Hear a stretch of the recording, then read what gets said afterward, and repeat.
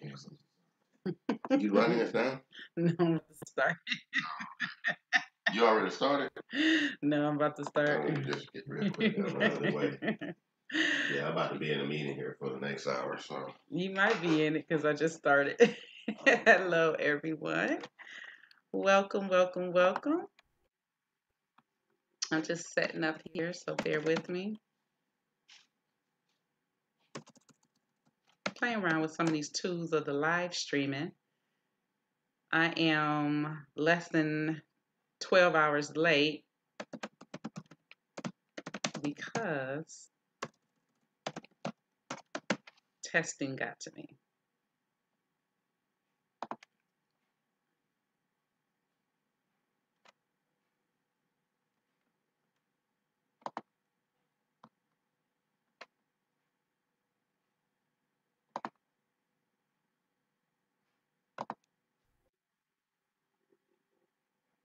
So because I'm still playing with these web tools, might be a little shaky startup this time, but that's okay.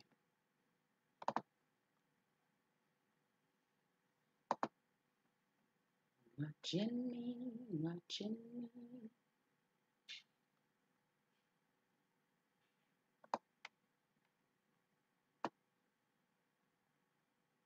Get that view a little bit better. Someone let me.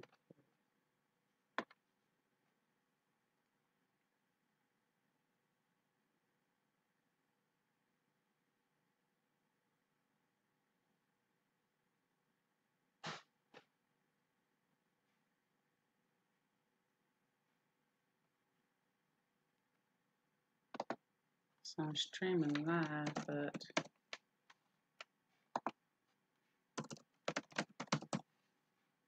I want to be able to play with chat too, so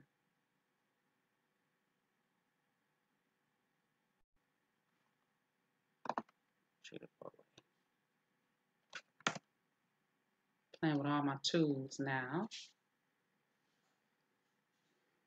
I'm going to be lax coming into this because, again, I'm still learning live stream. I know you all can see me, but I'm playing with my web tools right now before I get all logged in.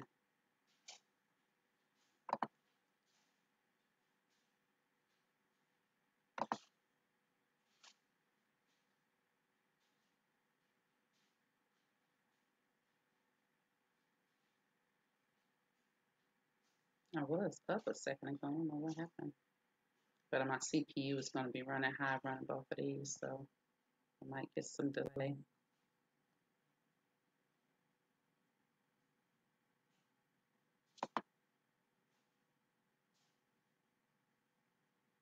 But I want to be able to chat with you all, so if you come on to my live stream, so that's what I'm trying to get going now.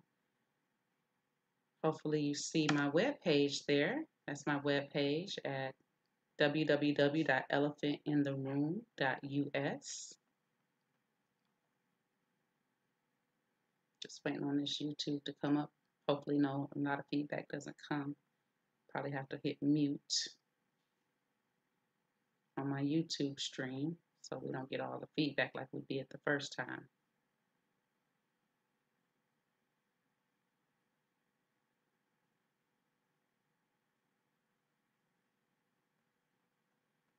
Much slower than usual because I'm using a lot of CPU with this stream because of this powerful programming. But we're going to get up here in just a moment.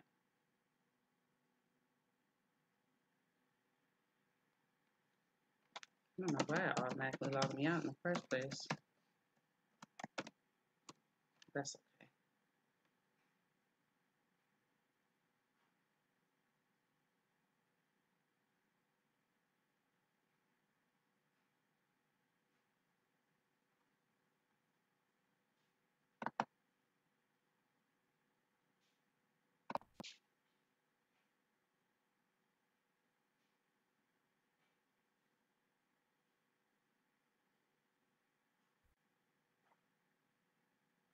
Just a little bit of lag there, but not the worst. So we might get a little feedback once I go on here because it's showing that I'm live. So I want to be able to view the chat with you all, which is why I'm going on here.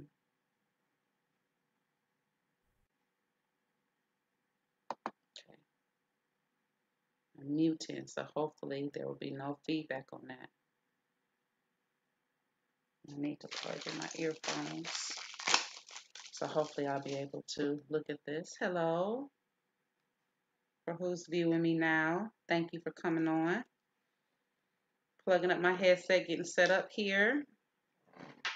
Just explained that I wasn't able to get on last night because I had 2 exams and a quiz all due on one day, and the prior day I had an exam, so they load me up. So it's okay, I can handle the challenge. I hope you can hear me on these earbuds and it's not hindering my speech. Let me see how I can check that. I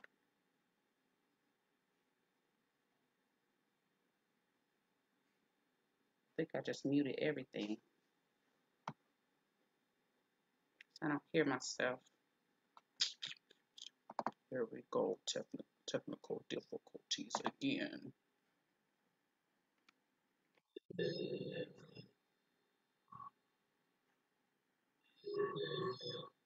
Okay, I can hear myself now.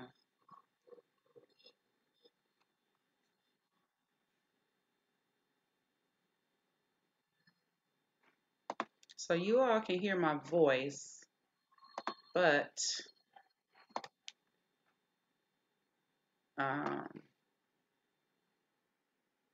you cannot see me because I have my web page up.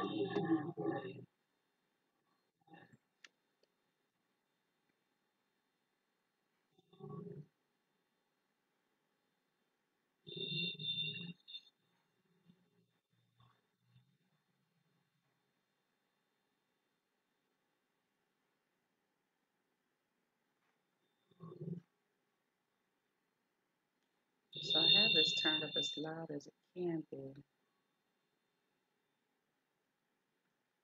And I hope you all can hear me clearly. Checking 1, 2.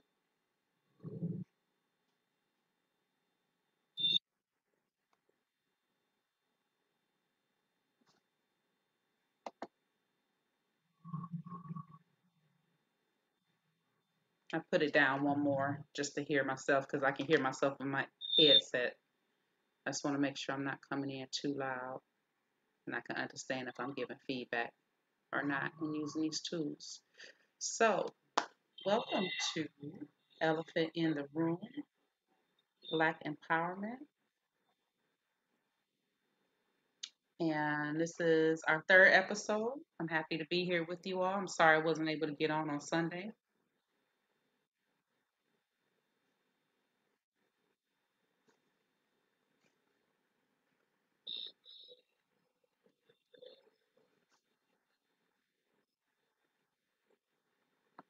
All right, so here we go. So this is my webpage. On my webpage, you can follow me on Twitter. Okay. And as you go down here, I am hearing a little feedback in my ear. I don't know what that is necessarily. Maybe it's the recycling.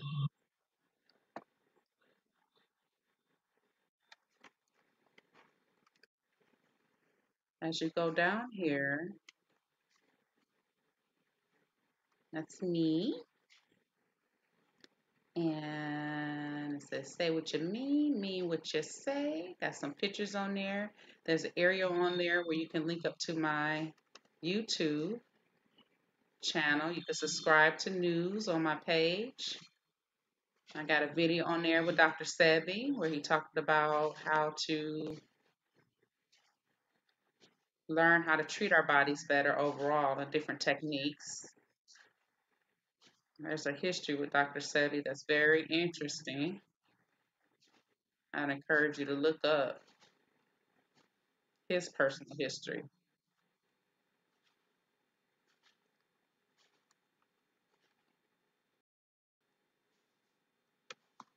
So I'm going to take that off.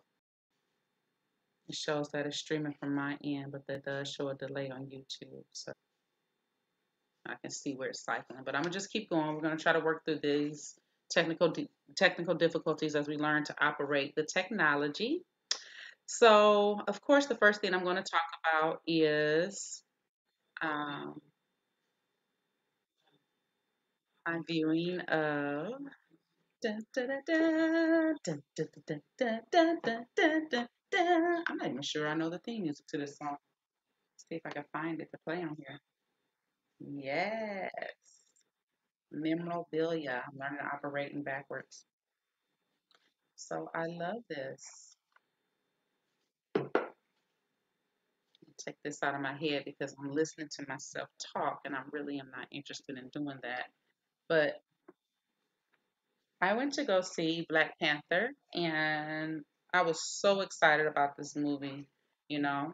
But before we get in that, first things first, it's the morning. I'm doing a web show. I got my little doobie doobie on my head and because I equate everything to our history. Do you know the history? I got a little glare right there because of the backdrop. Do you know our history of why in America we wear the scarf? Now, of course, we wore headdress in Africa, and that's a carried on tradition. But in the Americas, the history became, unfortunately, as we know, in many ways, perverted. And that history is that the mistresses of the plantation owners um, were very insecure about the desire that the plantation owners and their uh, overseers had of us as women because, we were very fit. Our bodies were very alluring, as they still are. The Black woman is definitely considered a sex object, a sexual object, and not, of our own doing, but it's just the history of us. And I can now use the tools that I have and pull up that history and make it available to you all so you can begin to see with me because I'm now able to not just talk about these things, but I'm able to pull it up for you to see here while we're talking. And so basically, um, these women were ostracized by their mistresses, to tie their hair up because, as you know, we have beautiful hair and its naturalness. We've, been able to build upon that and make different changes to ourselves based upon our natural beauty. But that is why we wear a headdress. So I'm going to undo here because I'm getting ready with you in the morning. Remember, my show is not about perfection, it's about realism. And so I want to be real with you. So I use this to tie my locks up because I am growing locks. It's a transition that I promised I would make when I was 40 years old. As you see on my webpage, I have my hair in a flat iron look and style. And so basically, just taking my hair down. And the lady that does my hair, her name is Chicago. Wonderful spirit, wonderful spirit. If you're in the Houston area, she has a natural hair shop. It's on the southeast side of Houston, closer to Texas Southern University campus, also down by U of H campus. But I'm promoting Texas Southern for you know why reason. Everything all black. Just like to learn from us. So anyway, I've tied my hair up with my locks because I want to keep them as neat as possible. And she gave me a nice little oil that she makes herself. It's kind of thick. I didn't ask the sister what she put in it. I just trusted her because I'm trusting her with my hair. Oh, it smells so good. I put it in my boo butt's hair too.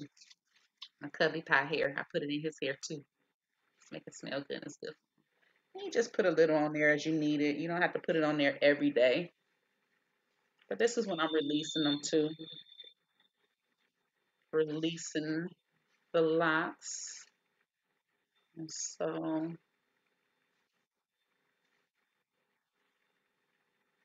I love my hair.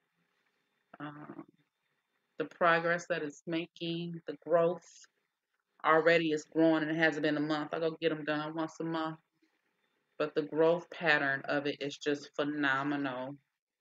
As far as when I first started them, they were just laying pretty much on my head, and now they're growing out, and I'm very proud of them. I'm trying to work this out in the mirror.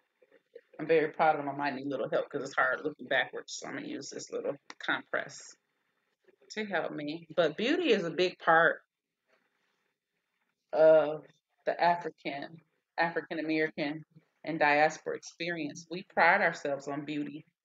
We love looking beautiful. We love expressing our beauty in many different ways. And just to show you some of the growth, because I have pictures,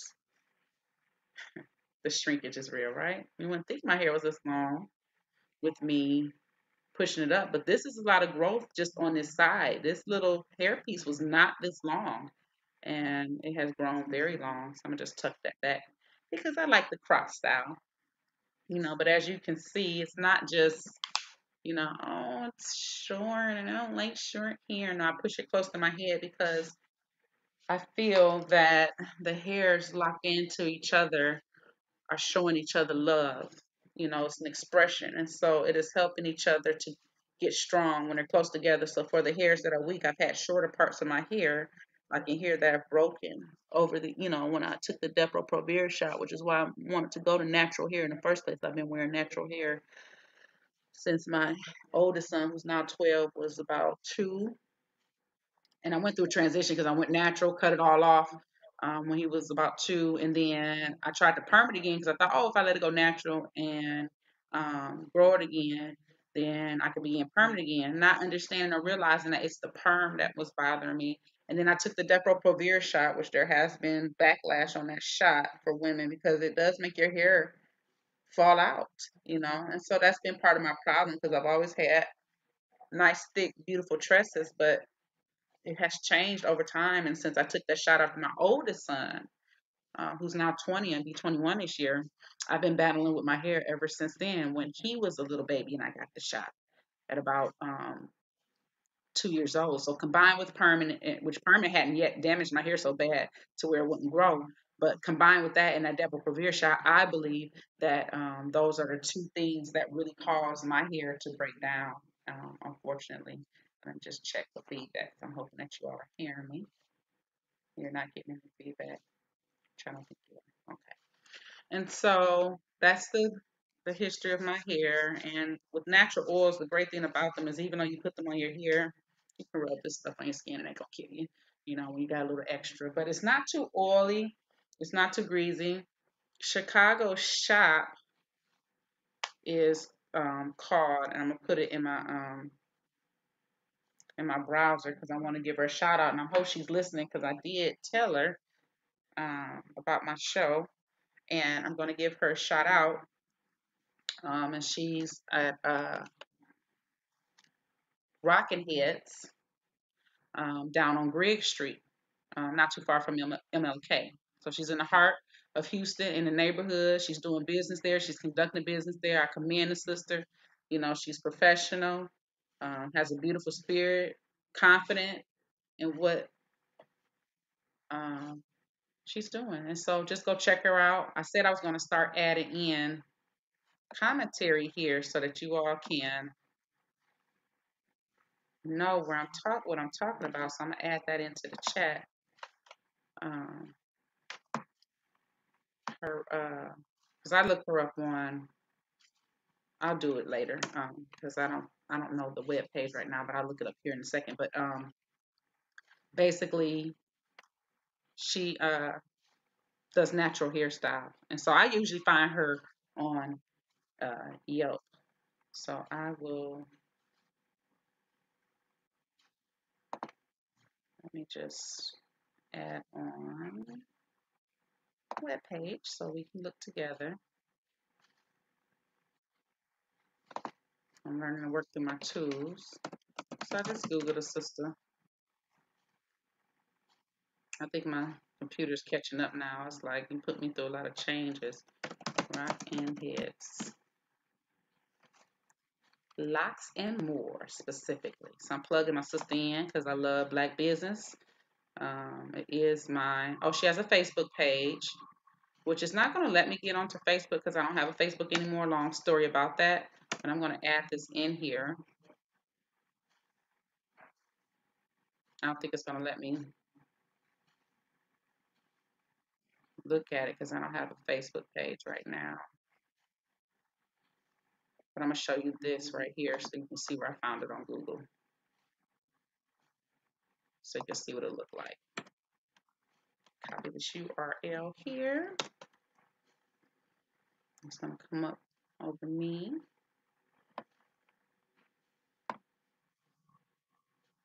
So there it is, Rocking Heads in Houston, Texas, barbershop. She does have a barber who happens to be a female as well. And I'm trying to go over so you can see this. But I'm still learning again to use these tools.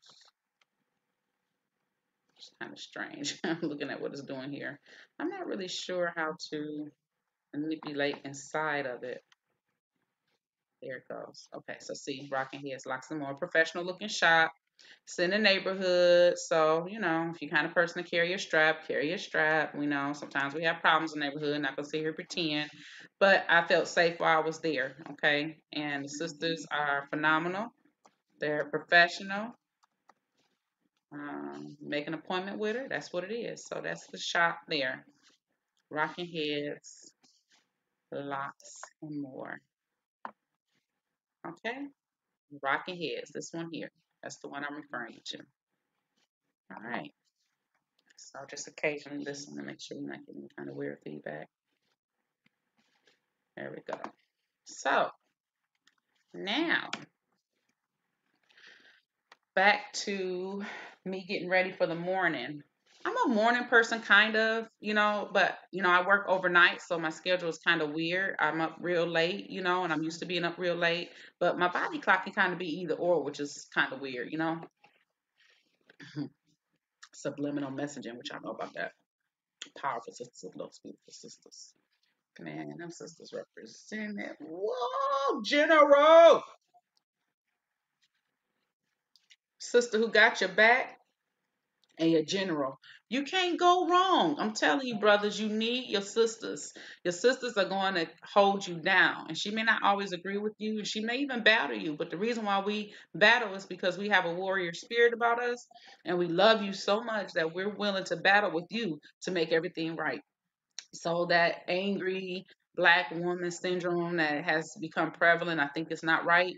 Don't down our sisters for having intuition and innate, ability to be strong. That's just who we are. Nourish it, love it. You'll be happier for it. You'll be wiser for it. Your relationship will flourish for it. Yes, you may not always agree with her mouth, but we're raising you as well. So remember your mama. Remember how mama was, and mama didn't play no games. Okay, well, that's the sister. Okay, that's where we get it from. Our moms are strong. They didn't play games with the kids. They kept the kids in line. What do people usually say about our children? Oh, they're so well behaved. That's right. They are well behaved. Okay, so I'm going to add this. I washed it out, but I need to clean it because it had popcorn in it. My family is popcorn lovers, but I'm not a popcorn lover. So the sisters, I pay homage to you. We're just gonna set you to the side for a moment. You're not going away forever, but we have to pay homage to the Panther with the ancestors. So I'm gonna try to situate this some kind of way to where it doesn't fall. But the ancestors, okay, ancestors, you just gonna go inside for a second. Just stay there in your cubby hole, and that's the message. Don't forget the message I gave to you, ancestors. A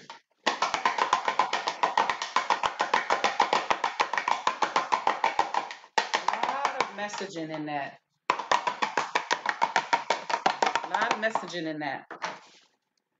I'm doing a lot of things. I'm such a multitasker. I do all kind of stuff. I'll be cleaning up and I'll be cleaning 5 rooms at a time because I just my mind, just the way it works. So paying homage on the shrine table to Black Panther. It's just the box, right? That's not life in it, but it's respect. That's what a shrine is. It's paying respect, through honoring. Okay. So we have the shrine up there with the ancestor inside of it. We beat the drums. Vibrations and sounds are so important. Vibrations and sounds are so important. If only we knew our language. That's what we've got to get back to, our language, because that's the key. Our language and the sounds that we used to make are so important, and is a backdrop of what this show is about today. Okay. And so um, I wrote some information down. I was thinking about adding a little dress that I got on purple. So I was thinking about adding a little headdress to me today. So we'll see how this goes. I like headbands. Because remember, I'm getting up with you all this morning. So getting dressed.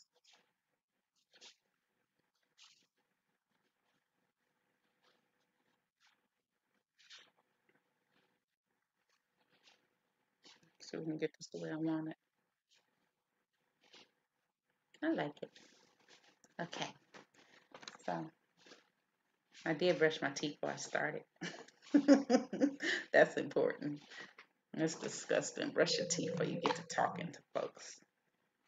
You know, another thing, speaking of that, that I learned, your teeth at night is so essential. Like sometimes we be so tired or we just fall asleep in bed. But for those of us who know better, uh, brushing your teeth at night actually helps your breath health in the morning because bacteria grows at exponential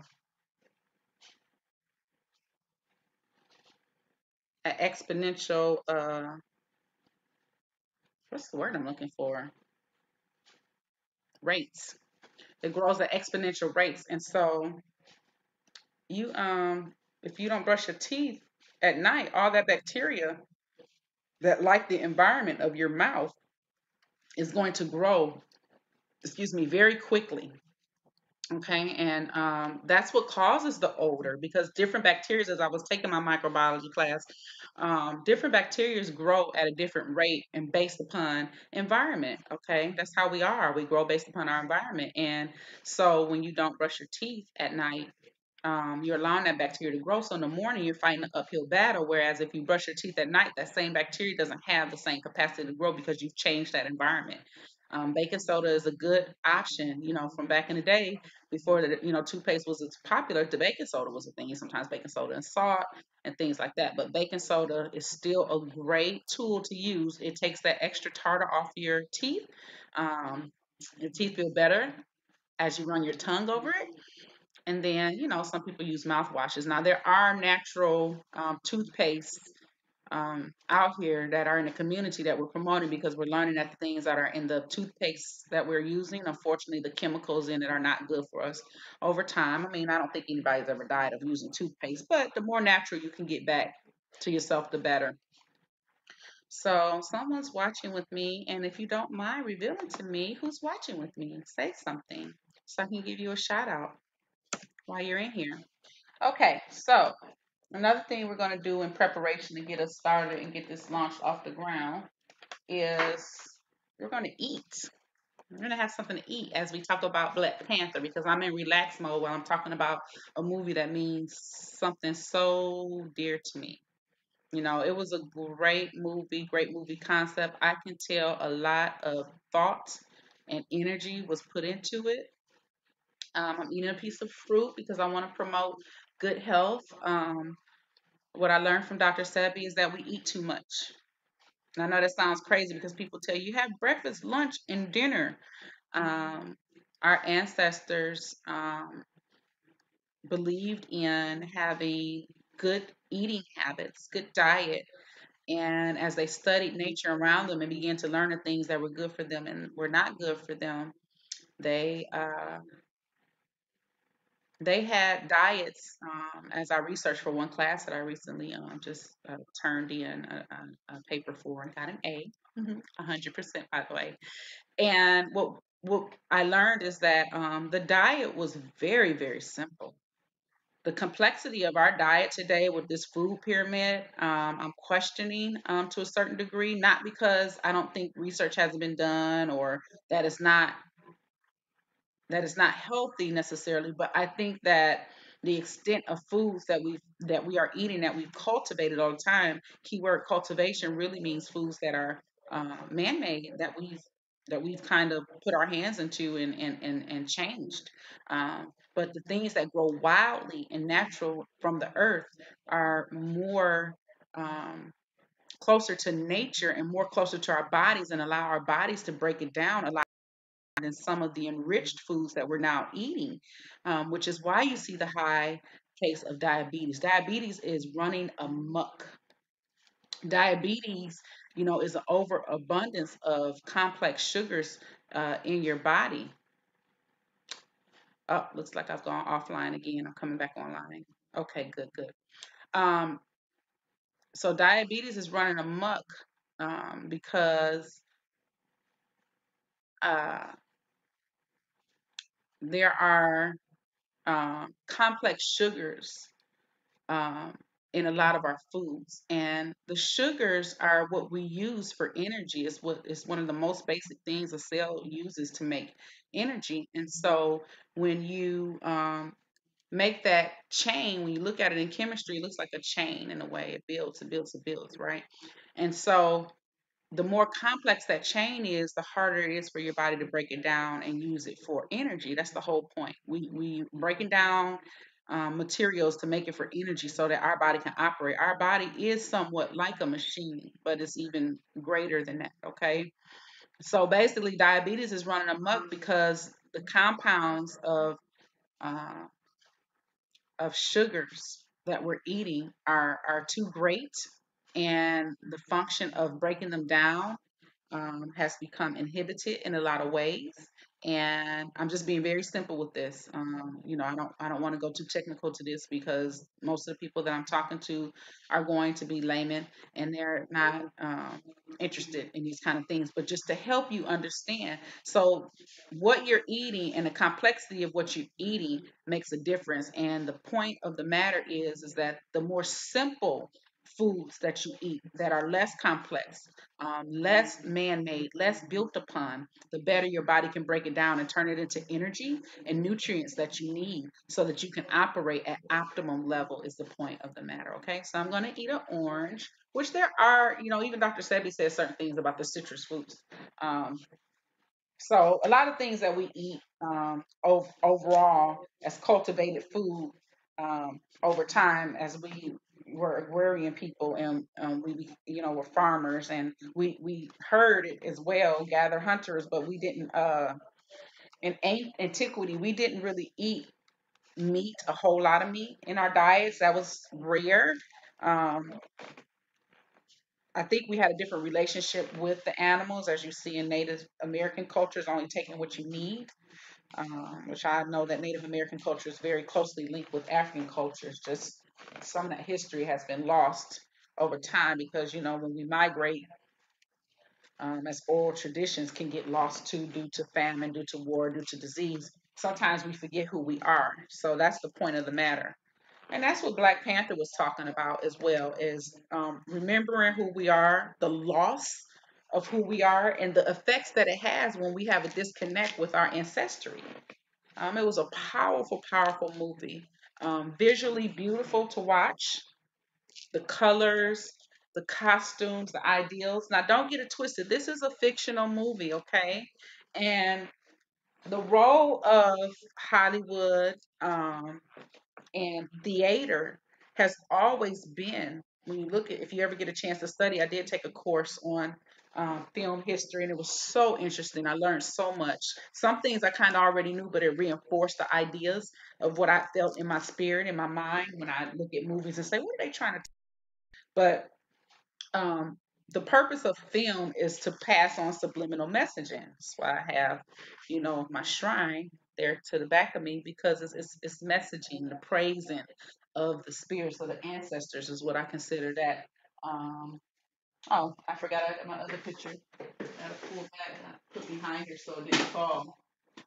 But the ancestors, telling the story through pictures, drawings, to remind us, to let us know that there were ideals and thoughts that they wanted to get across. So I hope I don't be smacking in your ear, but I'm hungry. It's so sweet and good. But citrus has been linked to vitamin C, oranges, and vitamin C has been linked to assisting the immune system and recognizing and combating infections and viruses that you get into your body, i.e., the common cold. So that's the research, the current research. Some people say, "Oh, that's not true. I refute that." But that is the general consumption, okay? The general uh, uh, acceptance of information. I've tested this theory on my own children. Like when they get sick, I will go buy things like orange juice as original as I can, freshly squeezed. They sell it at Sam's Club. They sit there and squeeze it right there before you put it in a half gallon. I have a big machine that they run from time to time. I'll buy them things like oranges, and I have a lot of other remedies that I give to them. So, this all ties back into the message. Okay, so Black Panther, the whole idea of the movie was to get us to recognize that overall, when there is a loss in connection of our ancestral values, um, and when people take on a role of leadership and make decisions for everyone, sometimes those decisions have great impact that are not necessarily intended, but at the time the person made the decision, they thought they were doing the best thing according to their own conscience. And as time goes by, and as our children begin to take over our legacies and begin to be the front runner of society based upon knowledge that they attain from us, um, that message can change. And sometimes when they look back on the things that we've done, um, a realization comes to the forefront that maybe that decision wasn't the best. Maybe that line of thought was not what's going to carry humanity. Now, it did sustain the society, that particular belief. But what do we know about society and time? Things change. School of thoughts change. And so the message that I took from that movie overall was not to get stuck in an ideal, to utilize the things that work, but be willing to cultivate and change things as necessary because as we evolve and we grow, our needs and changes are not going to be the same. Our conflicts of our parents are not the conflicts that we have now, although very similar. Some things are very old as far as challenges that we as the Black community face, um, and living here in America and the diaspora. But being willing and brave enough to recognize when a direction is no longer needed and when we can begin to use new tools brought by the new generation to help us catapult into the next century. I think that the reason why the world has conflicts that it has is because people want to stick to um, certain traditions, which I think tradition is good. But I think, again, that concept that things change, um, coupled with bringing some of the old into the new and coupling them and making them stronger into like a stronger metal, so to speak. I think that was the overall general message to take from there, that using our ancestors' wisdom and experiences and our new vision and how do we bring them together, not just throw everything out just because it's a little bit older, but also not rejecting new information. It's important because when I look at my children, right, I'm teaching them everything that I know, and they're sponges, they're learning. But what I notice is sometimes some of the things that I teach them, they reject. Why do they reject my teachings? Why do they reject the things that I know to be true? Well, the part of the equation that I didn't factor was that the equation slightly changed for them. The equation of life that I created, left side of the equation, life, right side of the equation, success, is not necessarily all the components that is available in their equation. So it's a very hard thing to conceptualize that the information that I knew to be true has changed. That's a difficult thing to accept. The experiences, oh, I got such a glare there. The experiences that my children are having are similar, but they're not the same. They're growing up in a world where it's completely tech. Everything is tech. They have a phone in their hand walking around. When I was a kid, you shared a phone. You shared the phone, it was on the wall. Your parents may have one phone in their room, but the shared phone was either in the kitchen or the living room or somewhere like that, and the cord was long enough to take over the whole house, right? You remember that? And voicemail was not even invented when I was a youngster. Can you imagine? There was no such thing as voicemail. It was answer machines. When I was a youngster, there was no such thing as call waiting. Can you believe that? Call waiting was a technological advance. You had party lines when you wanted several people on the phone. You call the operator, say, can you connect this person? Can you connect this person? Can you connect this person? You had a party line. There was no three-way calling.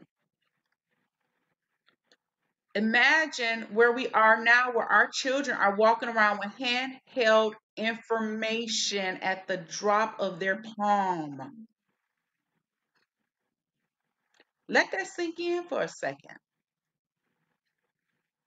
And so Black Panther came at a time where it's showing that this community, this society that remained hidden because of all the conflicts of the world and their choice to remain hidden and to assist when it affected them, in that one movie changed to the dynamic of we need to unveil ourselves and make ourselves available to the outside world so that they can too enjoy some of the comforts and the dynamics that we have learned and experienced over time and no longer be afraid. Now, the other side of that message that I felt, the little voice in me was saying, yeah, but when you expose yourself to people, what have the colonizers done with that information? What have the warlords done with that information? Oops, moving that a little bit.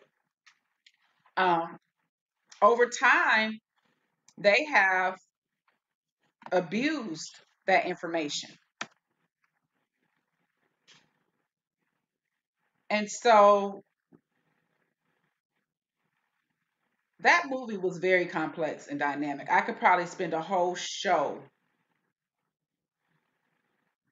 picking that movie apart and discussing a lot of the dynamics that was there for all to see who wanted to be there and experience it. It was not just a one size fits all shows. It spoke to different people in different ways. And I'm sure that people took back something totally different from that show. I wonder, did I make available to everyone that I was on live? Let me see. Let me see if I have the ability to share this on my Twitter. I didn't think about that because when I usually do this, it allows me to do something a little bit different. Let's see.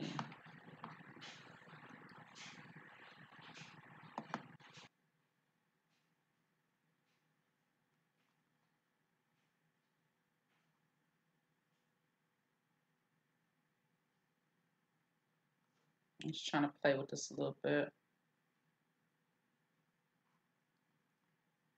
Just learning what I'm doing here. There was an option where I can share it with my Twitter. Oh, here it is.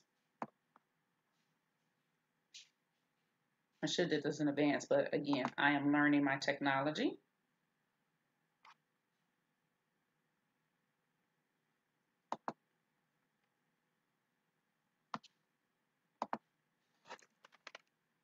Mm.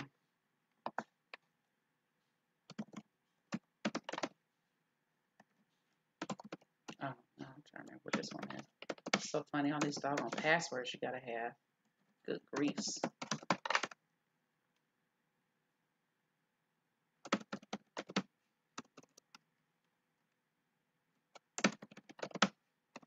Announce to my Twitter audience.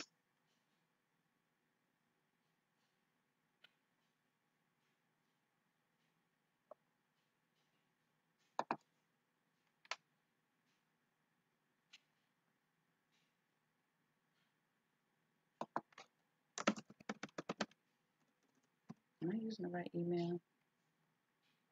I don't want you to remember me. I'm glad it didn't. Oh, duh. There we go.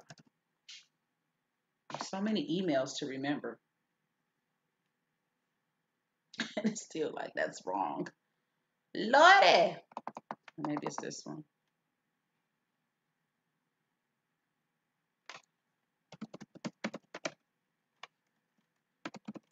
I don't think I created with this one. I had it already. Stop saying remember me. That's annoying. I don't need to remember you. Getting frustrated with the technology. Good griefs.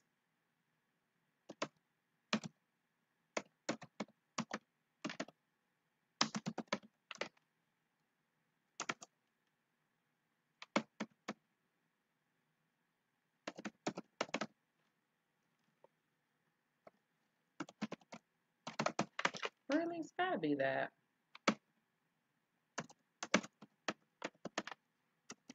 And here I am playing with the technology. Well, they just have to get it after if I can't get it in there because I don't want to mess up. There we go.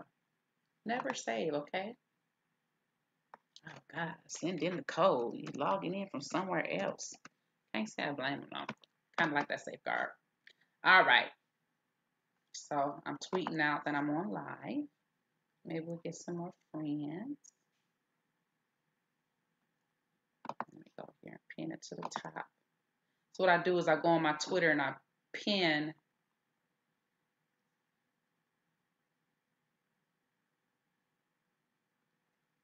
the newest to the top.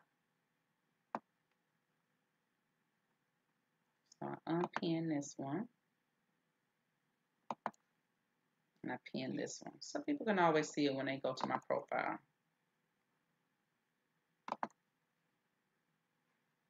All the cool tools that we have is really awesome. It's a lot of tools that we can use to communicate with each other.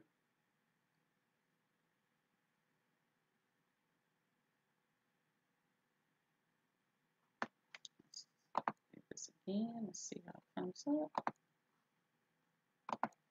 There's so many faces of me. So I have my hair pulled up in my afro. Kind of miss that look sometimes, but because I love my fro. But things change over time, right? Isn't that what it's about? So I'm going to post my Twitter page on here so you all can see it.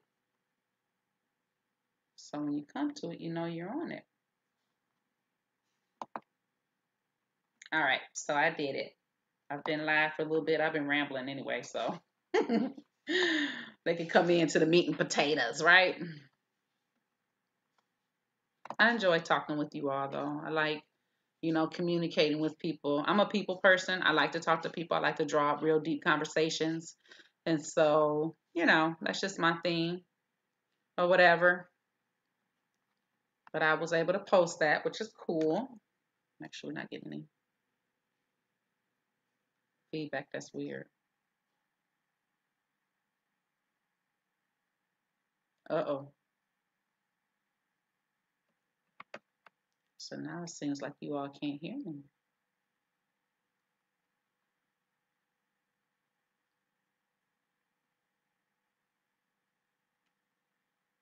What happened? What happened? How did I get muted?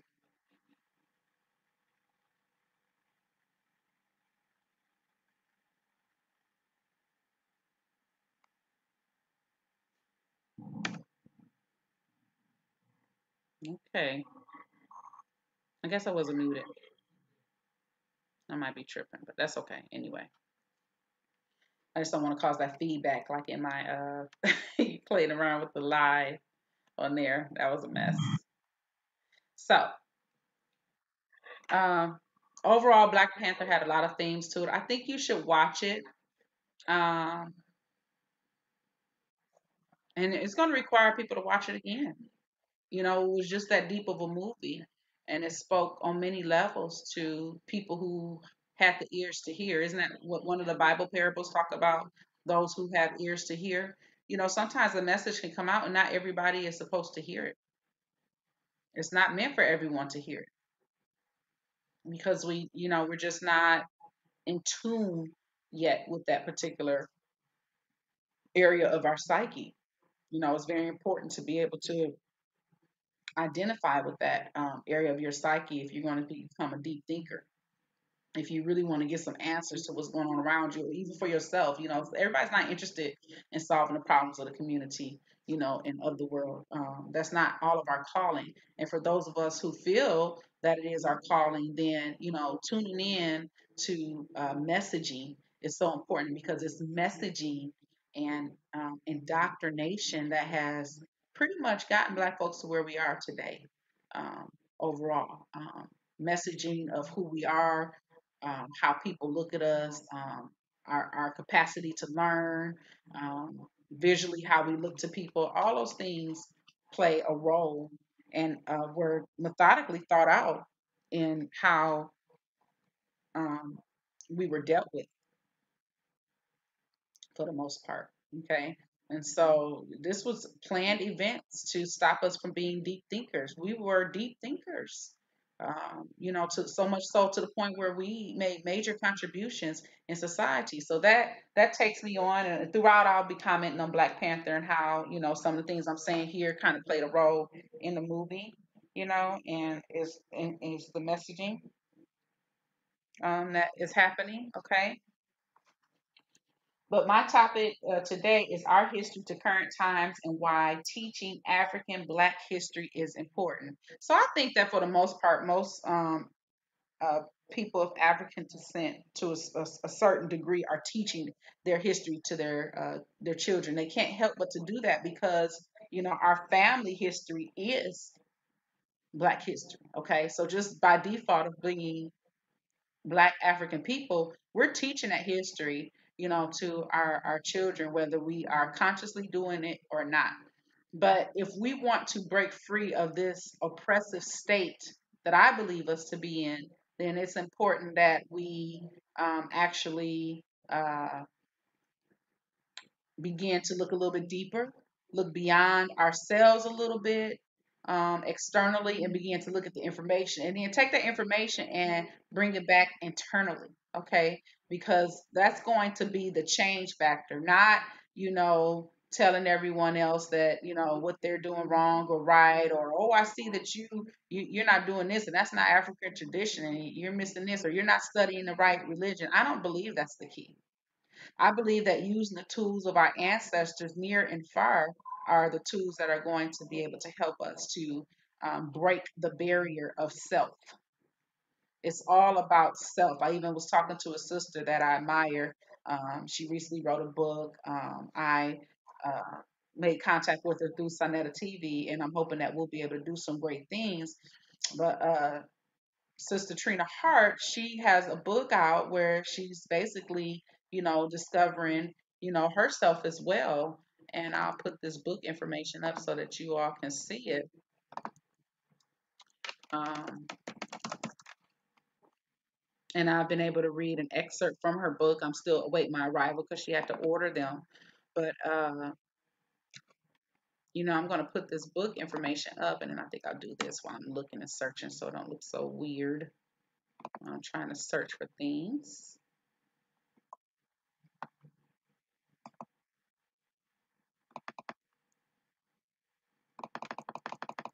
I'll put my page up here so you all can look at that. I'm doing my little research. I'll do that so that we are not just staring at me looking weird.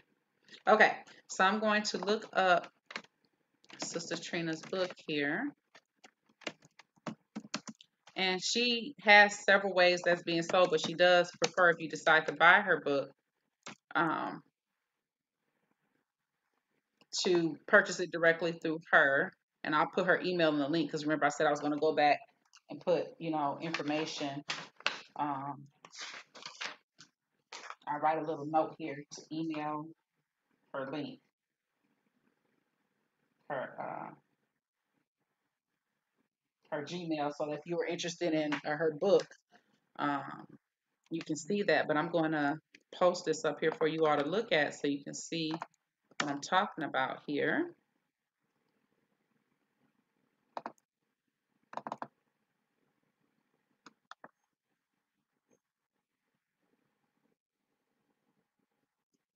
trying to repost here because that was the Rocky Hits. Now I want to, I guess I'm going to have to remove this the way it works. You can't edit unless I just don't understand how to do it. But I'm going to take that off. And I'm going to add on, as I talk my way through this, maybe I should use my mouse because I'm using the laptop and it's acting weird. So I'm going to add on, and that's a step pyramid if I'm not mistaken that I have a picture of there. I'm going to add on her book because, you know, I like to add people who are influential to me, you know, who have helped me in my story. So I can take this off and I can put this up here so you all can see it. But she is on Amazon, but it's to my understanding that the best way to order from her is not necessarily Amazon. Um, she likes to be a little bit more in control of it. But this is the book here. That's the only thing I would say I disagree with in the way that this behaves. It's a little weird to get it to, well, there we go. Okay, so this is what the book looks like. It's called Finding My Truth by Trina Hurt. And I've had the great privilege of speaking with this wonderful, wonderful woman. And her book is definitely one I think that you should be able to get. But this is the book here, Finding My Truth. It has a beautiful cover on it. The cover has a specific meaning, which she'll share.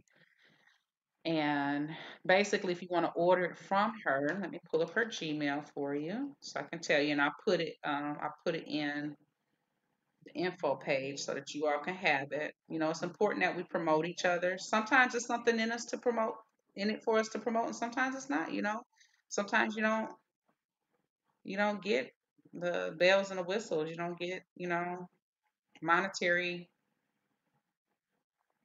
um, income from it, and so you know, it's just the way it is. Let me see if I can find this here.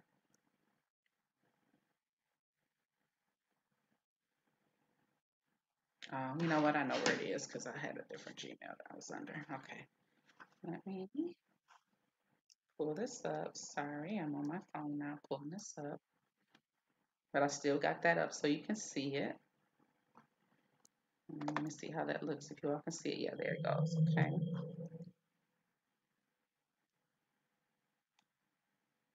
And so, you know, she has some great information on here.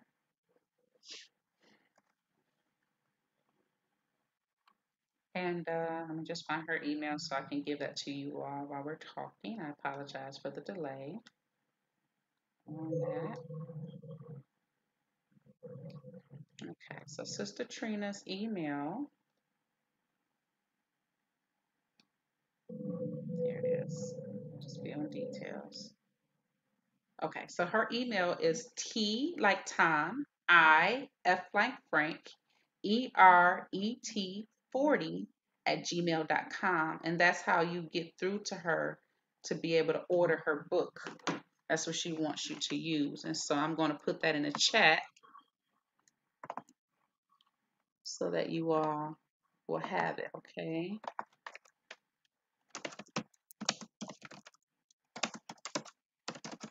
And the title of her book. Because you know I make book recommendations for those who are avid readers, and those who are not, I encourage you to start reading because that's how you're going to expand your mind.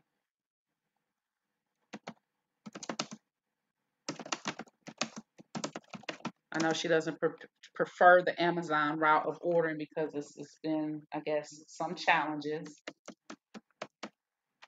possibly with that, and so this is her preferred method.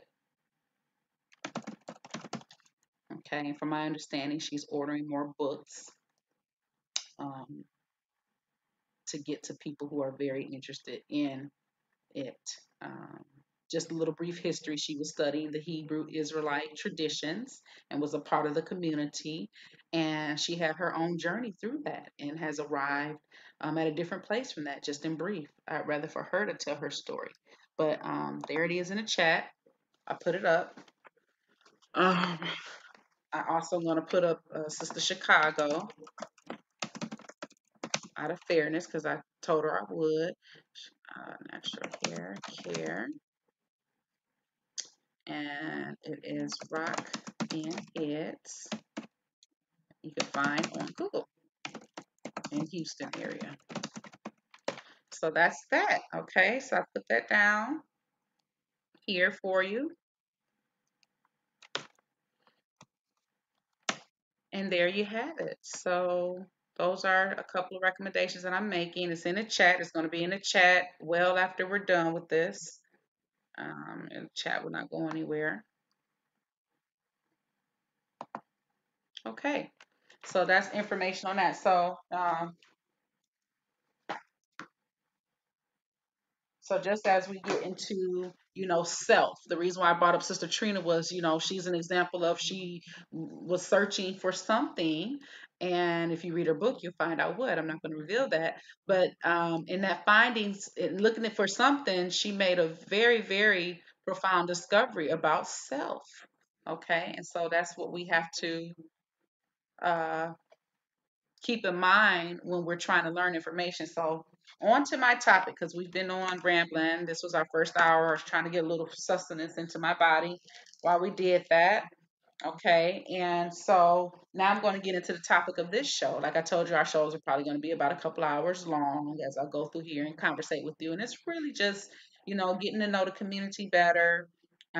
Houston is starting to warm up. We're getting back to humid Houston. So you'll see me sweating in the streets, out talking with the people, doing different events with the people that I'm planning, in my mind and in my book. And I hope to make happen. And I'm going to stream those things live so that you all can see it in work, because I think it's important to go out and talk to the community. I want us to stop being afraid of each other. I know there are some of us that have some real serious, deep rooted issues, but we're going to have to stop being afraid of each other. I'm hoping to, build some building blocks, on existing HBCU campuses we have here in Texas.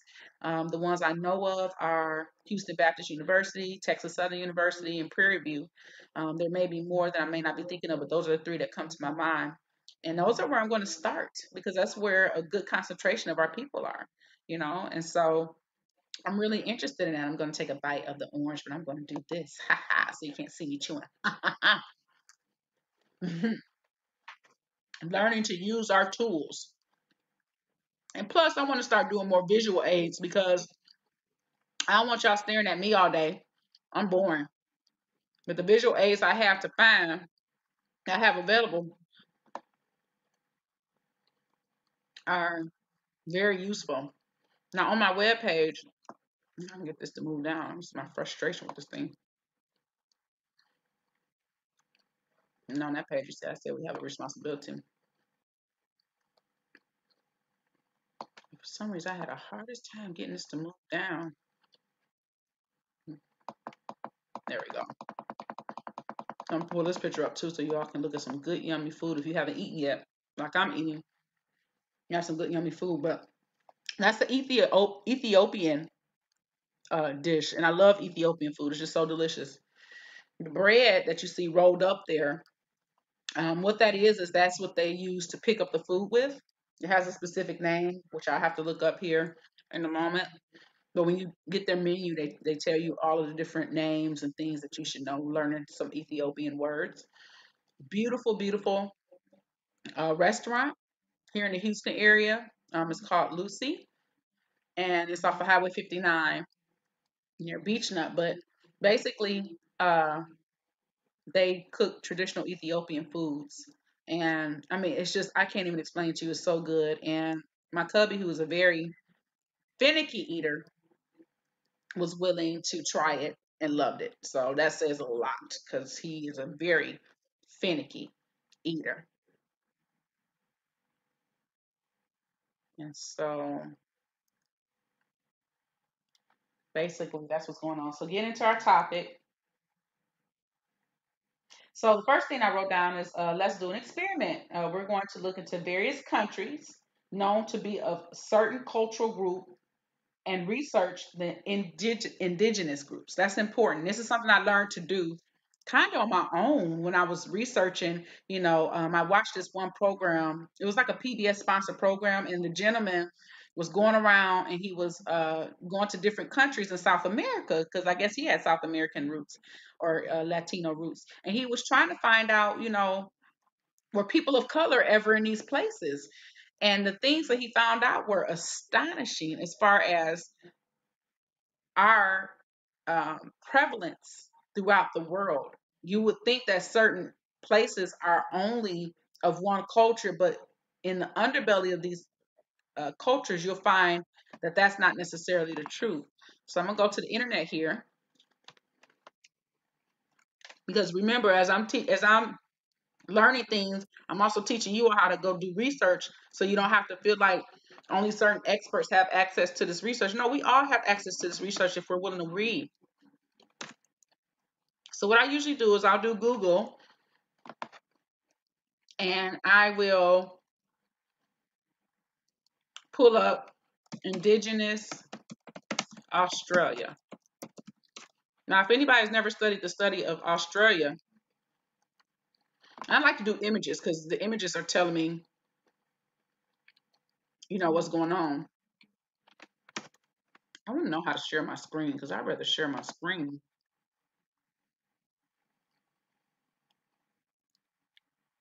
Let me see if I can figure this out.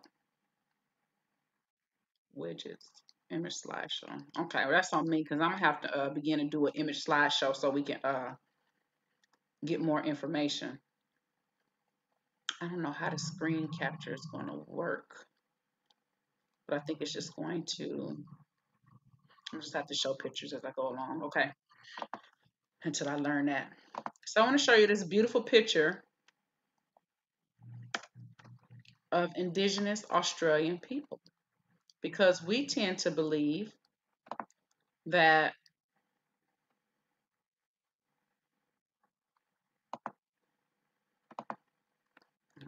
this one. We believe that um, people are of one culture, and when you do the history, you'll find out that unfortunately another culture has been colonized and wiped out. Okay, that's an unfortunate truth. On my show, I'm not as interested in necessarily who was to blame at this point in time. That's easy. We know who the blame is. We know that European domination has caused a lot of the ills and the disparities that we see today. But what I'm more interested in is finding our own truth in our own space and time. Because we've already gone around indicting people and blaming them. But what good has that done? Not a lot. So let me pull this up here for you so you can see it here for yourself.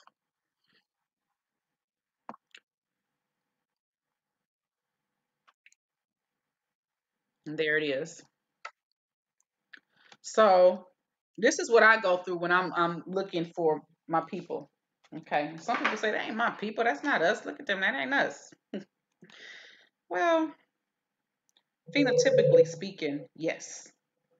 There's some very striking similarities here in the people that you're seeing in this picture. And some of them are linked to articles, here that you might want to go on and read and things like that. But I'm just on here for the imagery. Okay. So look at these beautiful babies. Dark skin type, whiter noses, which by the way, people, family, the light eye, dark eye is a phenotype that is a mutation over time. Light eyes is nothing but signifying that there's a loss of melanation in the eye color, loss of pigmenting. And so it doesn't mean that, a person is no less African indigenous because of that attribute. Okay. What we need to understand is that we all come from a central point and we have sprout out from there. Think of the galaxies and the universe with the black hole theory. When a black hole is created, on one side of it is sucking in information, and on the other side, materials on the other side is spitting it out. And so when you look at our genetic coding, when we're expressing that genetic coding, okay, it's spreading out, is what I'm trying to get at. It's spreading out and it's expressing due to biological factors, due to environmental factors. It changes over time. And so as I click through these pictures and look, there is a real serious study or story about the Aboriginal people of Australia and of Tasmania, which are two islands area that are close to each other that have a very interesting history. And there's something very significant that happened to these people. I don't know what that's a picture of. Sometimes some extra pictures that get thrown up in here. But I just want to show you these people because they're real. They exist. And they are descendants of people from the Tasmanian Islands, if I'm not mistaken, that are now um, extinct, if you will. And the extinction of those people are attributed to the people from Britain. Unfortunately, they have a close history. So I would recommend going to research that history and finding for yourself, because part of what I'm doing is I'm not interested in telling you what to do. I'm interested in inciting ideas so that you begin to want to research for yourself some of these hidden truths.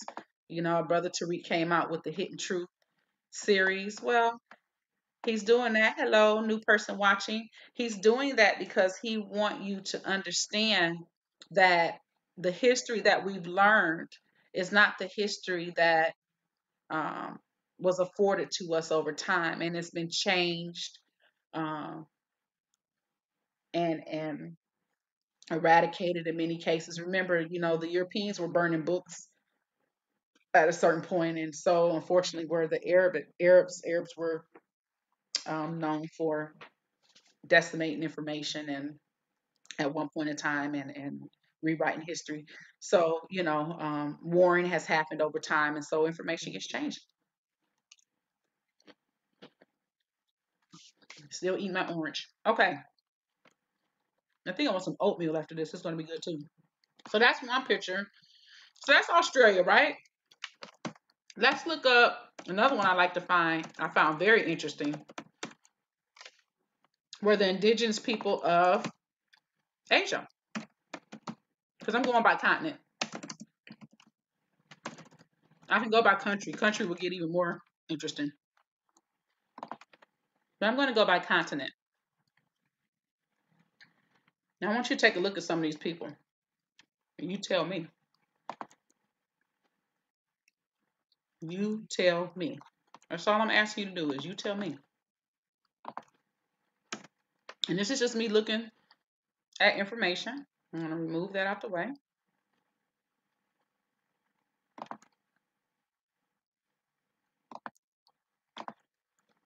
Got the picture back up of the good food. And I'm going to add on some more pictures.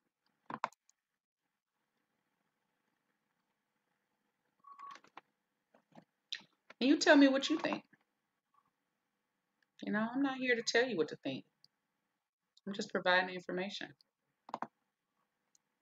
You tell me what you think about it. Because I have my own thoughts about it, and now it's your turn to think. Okay. This one is described as Asian indigenous groups. So just the continent of Asia, okay? I'm not being specific about the group or where they're from. I'm inciting thought. Okay. So these are indigenous groups of Asia. Okay. And as I kind of look through these pictures, I see some very interesting, striking things. In a way, they kind of almost look like the people of India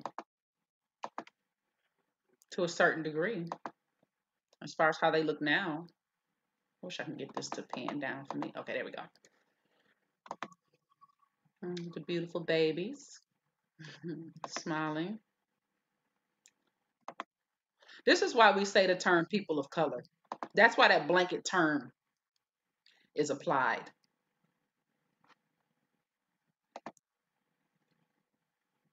Because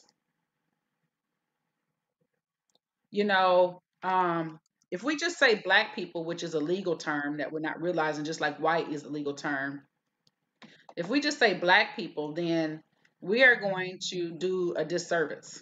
Okay. Also, because it doesn't describe culture. Okay. Culture is so much more to me than just the term black. Black means something very important to me. Okay. Don't get me wrong. It has a meaning, especially on this continent of the US, because, information has been suppressed for so long. But it does not speak to culture necessarily. Okay. Because that's what's been lost to us, right? Culture. That's what has been lost to us is culture. So there you have it, some more pictures. Look at these people. Some of these people, I can honestly say, could be in our own doggone families. We've seen this phenotype in our own families. Hopefully, this is responding because I want to move up a little bit. And this is supposed to be Asian culture. What are the similarities here that you're finding?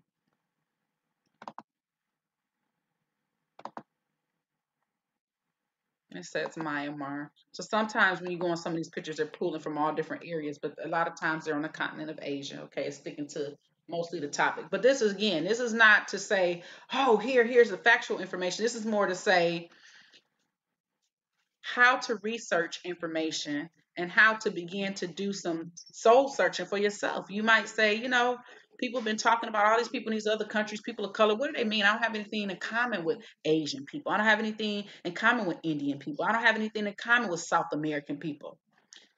Family, I'm here to tell you, yes, you do. You have a lot in common with these people because those who sprouted out, remember I was talking about the black hole theory? Those who sprouted out moved around. They didn't stay in one place. They were inquisitive explorers. Some of them were very content traditionally with staying on the continent and taking care of home, but others had the spirit of travel. Think about ourselves. Some of our family members born and raised in one area, right? And some of our other family members leave, like myself. I'm from Detroit, but I left. I left Detroit and now I'm here in Houston and now I'm building a whole new culture. Look how easy that is.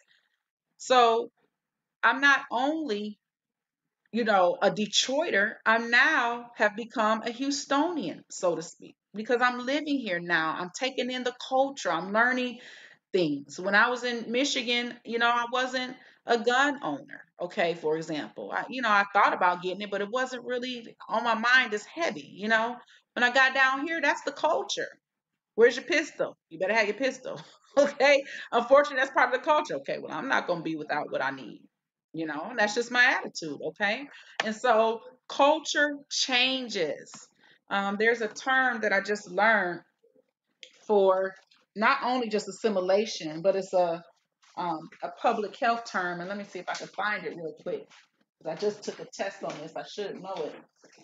But, it's a term that I learned uh, in public health that talks about cultures that assimilate to other cultures and then they kind of change it based upon their own personal experiences. Let's see if I can pick this word out of my book here real quick.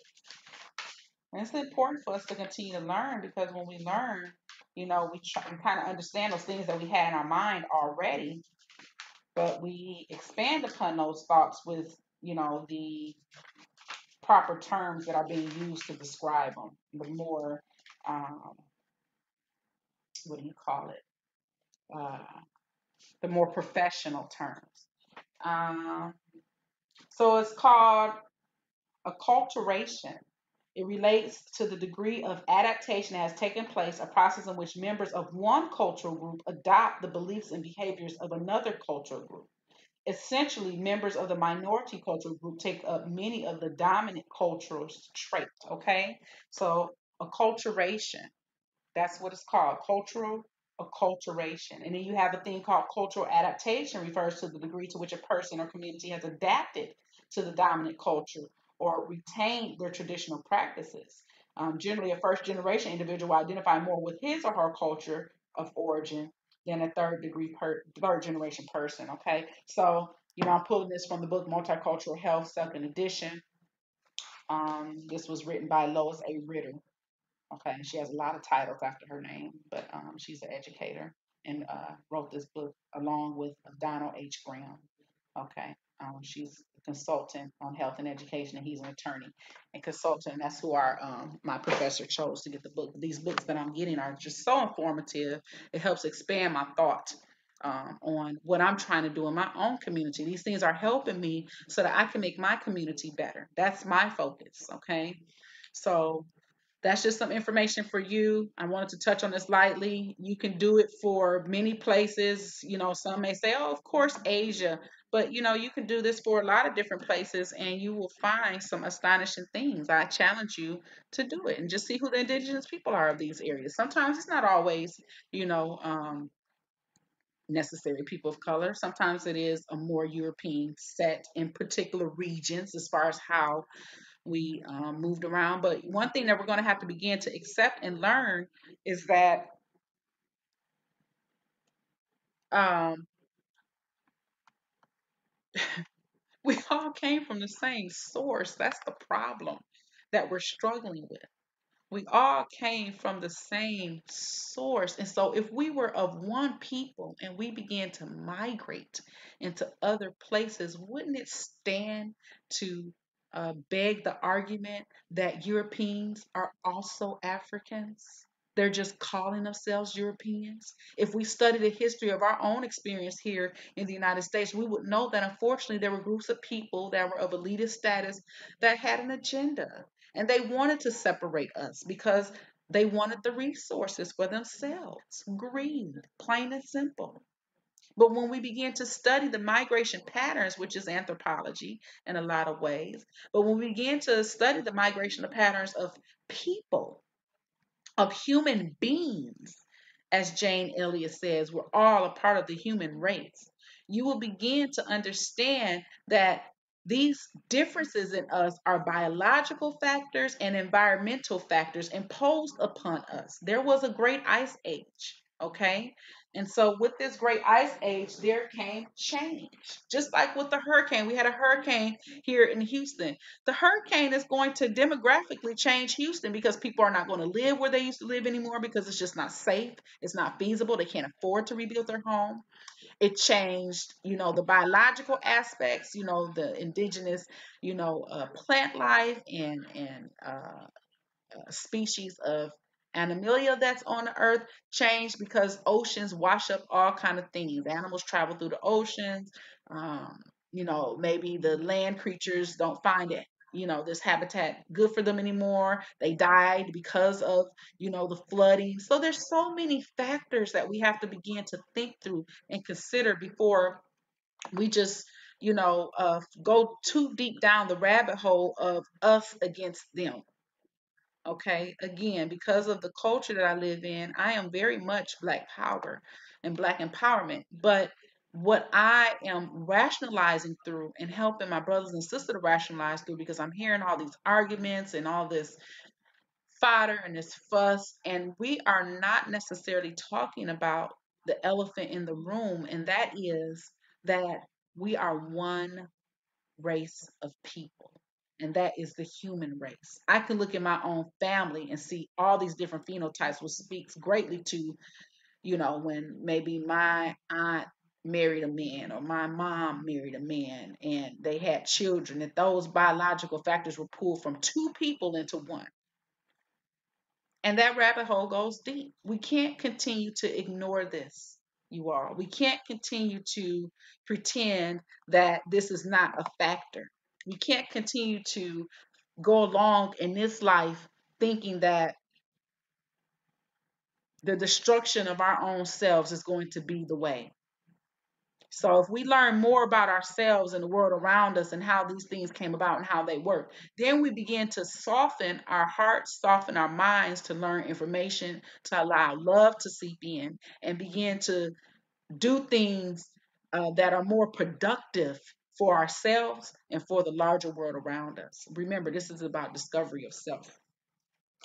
Okay, so we did that little experiment. I wrote down some places to look at: China, India, Australia, Venezuela, Nicaragua, United States, Canada, Hawaii, Mexico, Sweden, England, Russia, Japan, Poland, and the list goes on as far as doing that indigenous word search.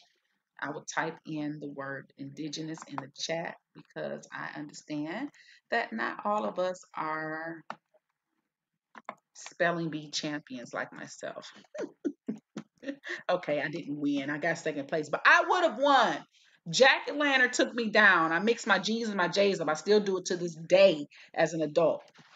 I was spelling Jack Atlanta. I know my family might remember this, but I was spelling Jack Atlanta. It was my turn to win. I was going up against the superstar Raina at the time. Oh, elementary school friend used to go over her house sometime. And uh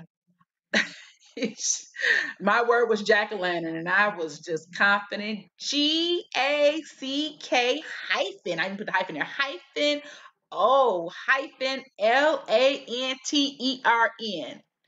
The audience gasped. Y'all gotta look at my face for this one. I'm gonna have to pull up my face for this one. I can't hide behind this. The audience gasped. Wrong. What happened? What happened? I had to get told later what I did wrong. I had to walk away because the spelling bee champion Raina took it from me because I mixed my G and my J in Jack o' lantern, and she went on to the state championship and misspelled a word I knew. The pain you all I carry with me. The pain. Now, here's a lesson. If I carried that pain, I could have hated Raina from that point on because she didn't deserve it. But I got better. I became a person who loves words, and words are my friend, and I use them very strategically. So I learned a lesson from there. So anyway, I typed in the chat here indigenous for you all. Let me make sure I'm spelling that right. I'm pretty sure I am spelling that right.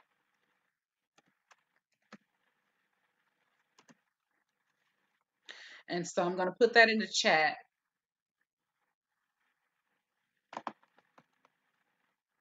for you all to. And you know, these tools on the internet are so great because if you're spelling something wrong, a little wiggly red line goes under there, and you can make sure that you're spelling something right. So we don't have to be in the dark anymore. Technology has definitely brought us up to the point where we don't have to be in the dark. Okay. Let me show you all a picture of my Twitter page so that if you haven't been on there yet, you can go on there and see it. Uh-oh. But I have a link from my webpage, Elephant in the Room. So you should be able to get to it from there. Okay. So anyway, that was a lesson in how to do a little research when you want to find out the indigenous people. Like when people keep saying we were here first, you know, these conquerors just came onto, you know, our land and they took over and we want them off. It's what the South Africans are going through right now with the Africans. You know, these people have been born on similar to our argument with the dreamers. The only difference is the dreamers were brought here by their parents. And that's my webpage. And you know, as a consequence, they're here in America trying to live and make a living. They have made a living. Um, they're trying to make me sign on because I did a link from here just to show you what my picture looks like when you come up on my webpage. That's what it's going to look like. Okay. That's my mantra. Say what you mean what you say. That's my Twitter. Okay. So we're looking at these indigenous groups because this is going to help you understand African history and how deep it is. You know, that truth has been suppressed from us for a reason. I'm still eating.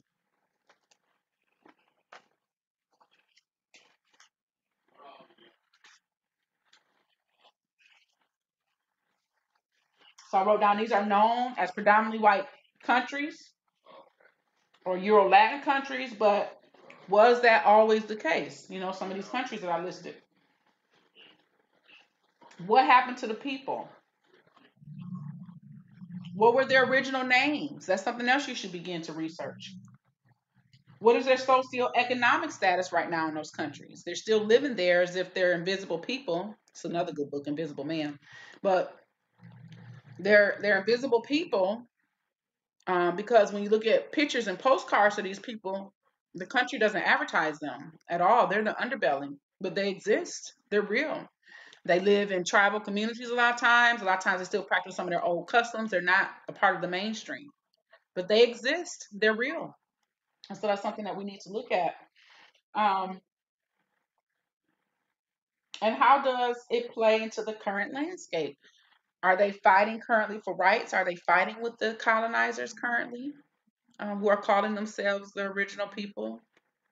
They've been renamed in a lot of cases, so the country is not representation of who they were living on that land.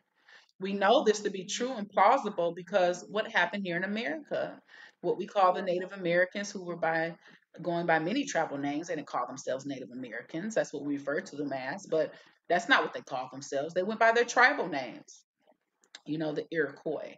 Uh, I believe Seminole is the accurate name. I think Cherokee is an accurate name, but I think Seminole might be controversial. There's some names that are actually controversial to this day because that's not what they called themselves. The Earwalk, I believe, is another one of them. You know, so start with your own country. Start here in the United States and begin to research the indigenous people. Learn their story. Don't be ignorant to the land that you're walking on. You know, about, I would say, two-thirds of the United States owe its territories to Mexico, which in large part were some of the Native American people too. But, you know, they fought wars and they lost. And they lost their land to colonization. Colonization is a serious thing that has been going on throughout our history. Okay. And so we just can't ignore these things and act like they didn't happen because they did and they matter. It matters that these things happen and it matters that you have people claiming things that are just not true. Now, what we do with the information, you know, that's up to the individual. But, you know, I think it's important that and I think that's a mistake on our part as the educated in society or those who have done the lead work, you know, and even for the experts, you know, they're holding the keys to the information. And they're trying to tell people in different ways, but I think that the route in which we've gone about it is probably not the most effective route. I think we can work on that. I want to work on that. So you're probably wondering, how did all this happen? How did all these people get colonized like this? What happened? Well, I want to talk about the doctrine of manifest destiny. I think it's important. So we're going to first look up the definition of manifest destiny. Okay? And over time, people have fought wars because, you know, human beings, that's just what they do. They just fought wars for land, for women, for all kinds of things, you know. But it's important to understand where some of these things come from because if we don't start talking about where some of these things come from, and all of this, by the way, is African history because this is how some of the things that we see going on in society have happened to us. Okay? So I pulled this up for you to be able to see. I'm saying, I'm gonna just be honest. I don't like the way. I don't think this is doing what I wanted to do. Oh, that's why. I'm sorry. Okay, here we go. This, there we go. Okay, this will be on. Let me see if I can make this move down. It's kind of hard to manipulate this. Okay, so I looked up manifest destiny, just the general translation. Some people like to look up the etymology of words, you know, because they're going deeper in linguistics than I will right now. I'm just trying to scratch the surface of our researching and question asking. Okay, and so Let me see if I can center this a little bit better. This little mini screen you got to work in isn't really necessarily gospel truth for me. It's being very... Okay, I'll read it to you though. It says manifest destiny, noun, describes person, place, or thing, right? The 19th century doctrine or belief that the expansion of the U.S. throughout the American continents was both justified and inevitable. Okay, so that's what happened here in the U.S. And so if you're figuring that this happened 19th century, which if we understand what centuries mean, that means from 1800 to 1899 was considered the 19th century. 1800 to 1899. Okay, that's how you judge century. Century is always the time before it. So if you see 20th century, we're talking about 1900 to 1999. So the 19th century is talking about 1800 to 1899. That's one thing to know. You know, some people may feel like, oh, people should know that. Okay, well, whatever. I just told you. Okay, and so that is what manifest destiny meant here in Western culture for the United States. There was a belief that the expansion of the U.S. throughout the American continents was both justified and inevitable. Now, that's saying that the American continents, but we know it goes deeper than that. So if you want, you could begin to Google search, you know, some personalities, excuse me, at the time that discussed this, okay? That discussed this doctrine and what it meant to them personally, because you know those things can mean different things to different people, even though you have a consensus of thought. Obviously, somewhere in there, our government may have put this out, or you know, those who were participating in our government put this out. But you know, it's important to begin to study those who were supporters of Manifest Destiny. So if you maybe Google that, supporters of Manifest Destiny. So I'm going to put this in the chat so that we won't forget this ideal. Manifest Destiny. Okay. And we know that this has a particular meaning, it has a particular history to it, and it has its supporters and opposers. So you can see what opposers of it were thinking as well. Okay. Not just supporters, opposers. Okay. So that's a good school food for thought. All right. Now, let's look at the Willie Lynch doctrine because we're here in Americas now. We want to kind of understand where some of these ideologies came from. I think this one is a protected document to be able to find. I don't know if I can find it online. It says the letter, the making of a slave. So the final call put it out. Okay, I like the final call. Definitely listen to brother Honorable Minister Farrakhan. Okay, and so they put this letter out for us to be able to find. So if you Google the Willie Lynch doctrine, what I put down, I was able to find this online. So I'm going to remove this here, and we're going to add this page on so you can just visualize. The visual is very important. Most people are visual learners, and so you have to make that visual available to them so they can work with you. So this is the final call, and this is where I found the Willie Lynch letter. And this letter was so important in colonial history because this was a definite school for thought. I'm trying to make this go up. It's really driving me bananas. Thank you. Thank you. Okay. So the final call put out this Willie Lynch letter, The Making of a Slave. And I'm going to read it because it's important to me. And it's long. I'm probably not going to read the whole thing, but I want to, they did change some of the language because it was very strong language. And this is how people talk then. You know, so I want to stay in context. This is how people talk. This is what they thought. Okay. So basically, in this article that was written by the Final Call News, last updated May 22nd, 2009 at 12:45 p.m., Okay, it doesn't say necessarily who the author of this is. As far as publishing this, I guess it doesn't mean, well, I mean, Willie Lynch is the author, so I suppose it's not necessary who wrote on this. But it said the speech was said to be delivered by Willie Lynch on the bank of the James River in the colony of Virginia in 1712. Okay, so this was a little bit before the Manifest Destiny doctrine, a century before the Manifest Destiny doctrine. So it seems like they were building upon this ideal. Lynch was a British slave owner in the West Indies. He was invited to the colony of Virginia in 1712 to teach his methods to slave owners.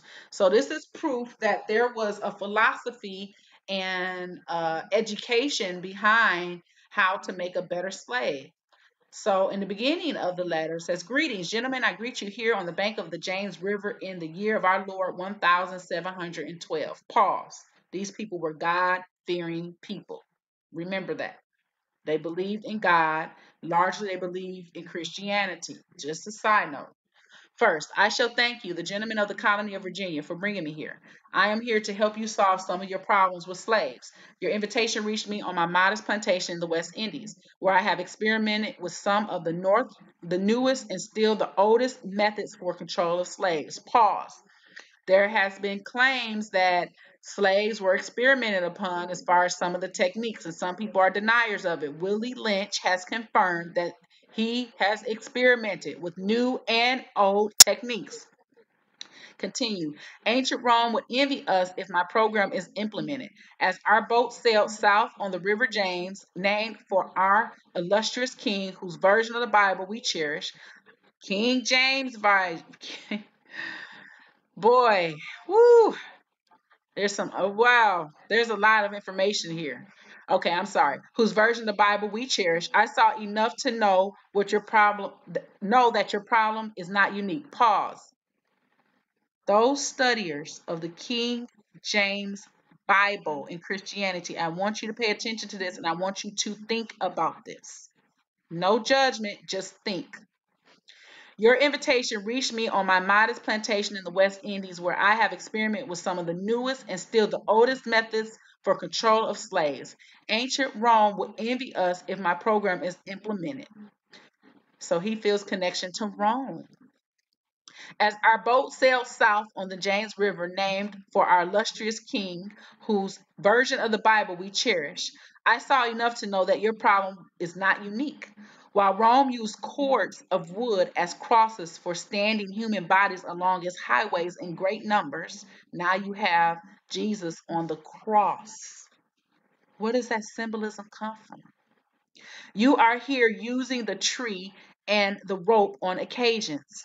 I caught the whiff of a dead slave hanging from a tree a couple miles back. You are not only losing valuable stock by hangings, you are having uprisings, slaves are running away, your crops are sometimes left in the fields too long for maximum profit.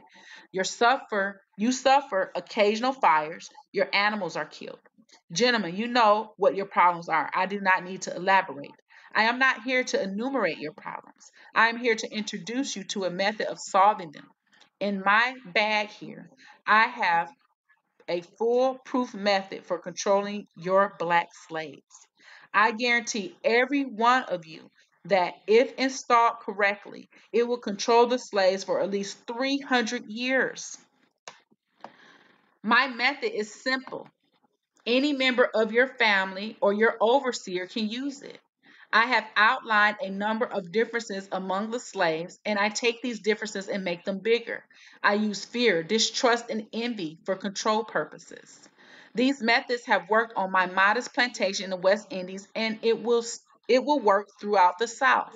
Take this simple little list of differences and think about them. On top of my list is age, but it's there only because it starts with an A. The second is color or shade. There is intelligence, size, sex, sizes of plantations, status on plantations, attitude of owners, whether the slaves live in the valley, on a hill, east, west, north, south, have fine hair, coarse hair, or is tall or short. Now that you have a list of differences, I shall give you an outline of action. But before that, I shall assure you that distrust is stronger than trust, and envy, stronger than adulation, respect, or admiration. The black slaves, after receiving this indoctrination, shall carry on and will become self refueling and self generating for hundreds of years, maybe thousands. Don't forget, you must pitch the old black male versus the young black male, and the young black male against the old black male. You must use the dark skinned slaves versus the light skinned slaves, and the light skinned.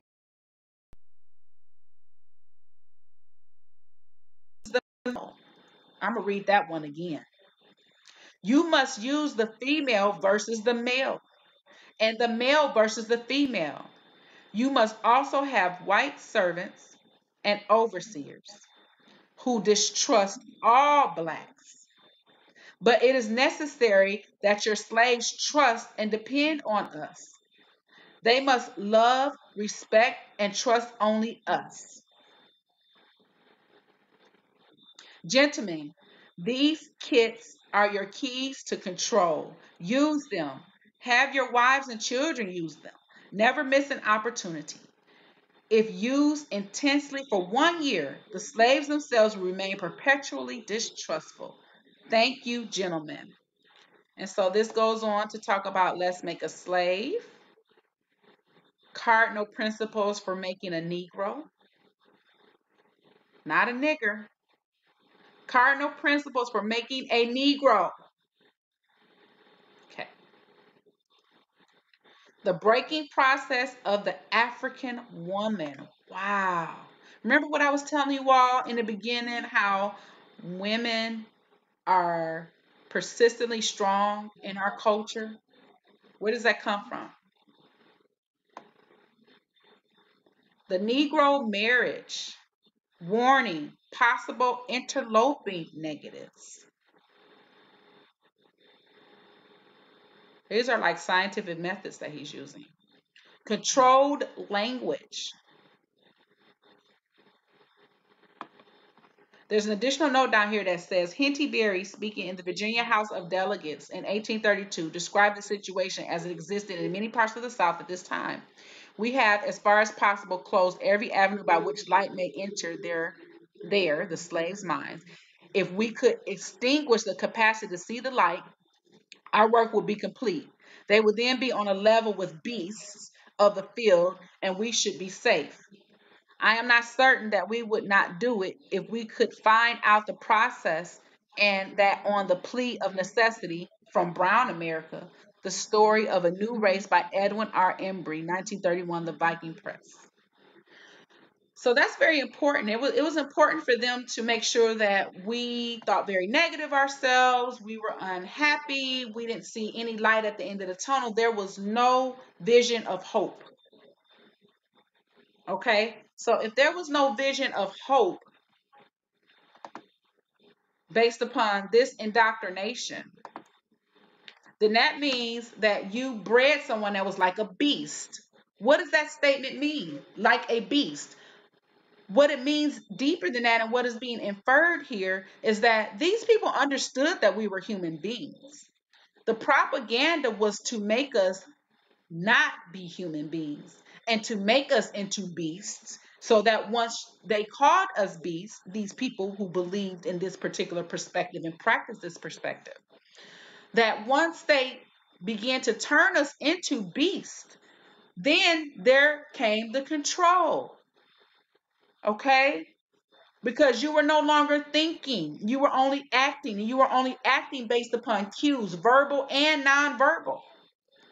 For anyone that ever had a doubt in the strength of this indoctrination and its practices and the current modern day African American in our mindset, please refer back to this reading. Read it slowly, study it. I don't care if it takes you a month. Some of us will pick up on it right away, but others will still be baffled by it and say that's in the past. But unfortunately, that message is not for those people at this time.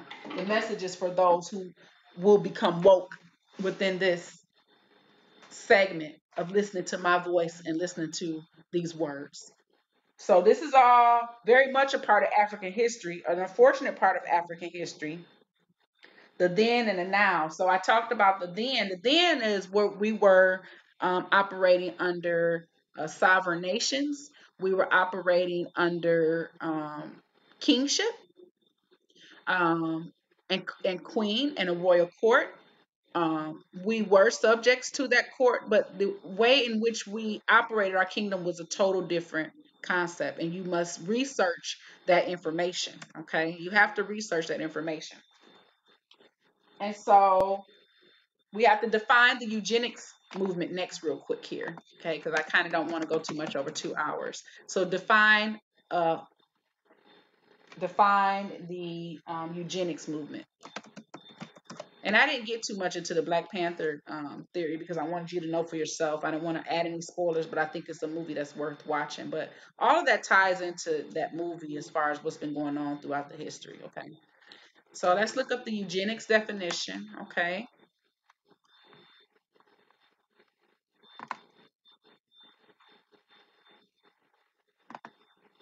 And what that is. And all this, hopefully, for some people, will turn some light bulbs on and begin to make some sense on what the heck is going on in the world and what we've been experiencing and why we behave the way that we do. It is a specific reason for it. People scientifically incorporated these ideals and they taught it to others to become a widespread practice. And so if you have a particular product, let's just call it a product for all intents and purposes. If you have a product and you wish to promote it among others, it's almost like they treated it like a social science. Let's say it that way. Okay, here's eugenics. Okay, I'm going to type that in the chat so that we have a reference for what we're looking up. Okay, eugenics happened in history. These are all things you can refer back onto my chat and look up. Okay, so eugenics, it's a noun. They give you pronunciation below the definition. Eugenics, the science of improving a human population by controlled breeding to increase the occurrence of desired heritable characteristics, developed largely by Francis Galton as a method of improving the human race. It fell into disfavor only after the perversion of its doctrines by the Nazis. I find that statement interesting. It only fell into disfavor after the perversion of its doctrines by Nazis. Controlled breeding is a problem. Okay, people. So I understand the definition, but controlled breeding is a problem. And so eugenics will be something that you want to look up, okay, when you're looking up our history and how it plays a role. Okay, that's definitely important. The other thing that I wrote down was how have these movements played a role into our societies as blacks? Well, one thing you have to do when you're researching is you have to timeline this stuff because if you don't timeline things, you're not going to be able to begin to understand their inception and their overall goal and purpose.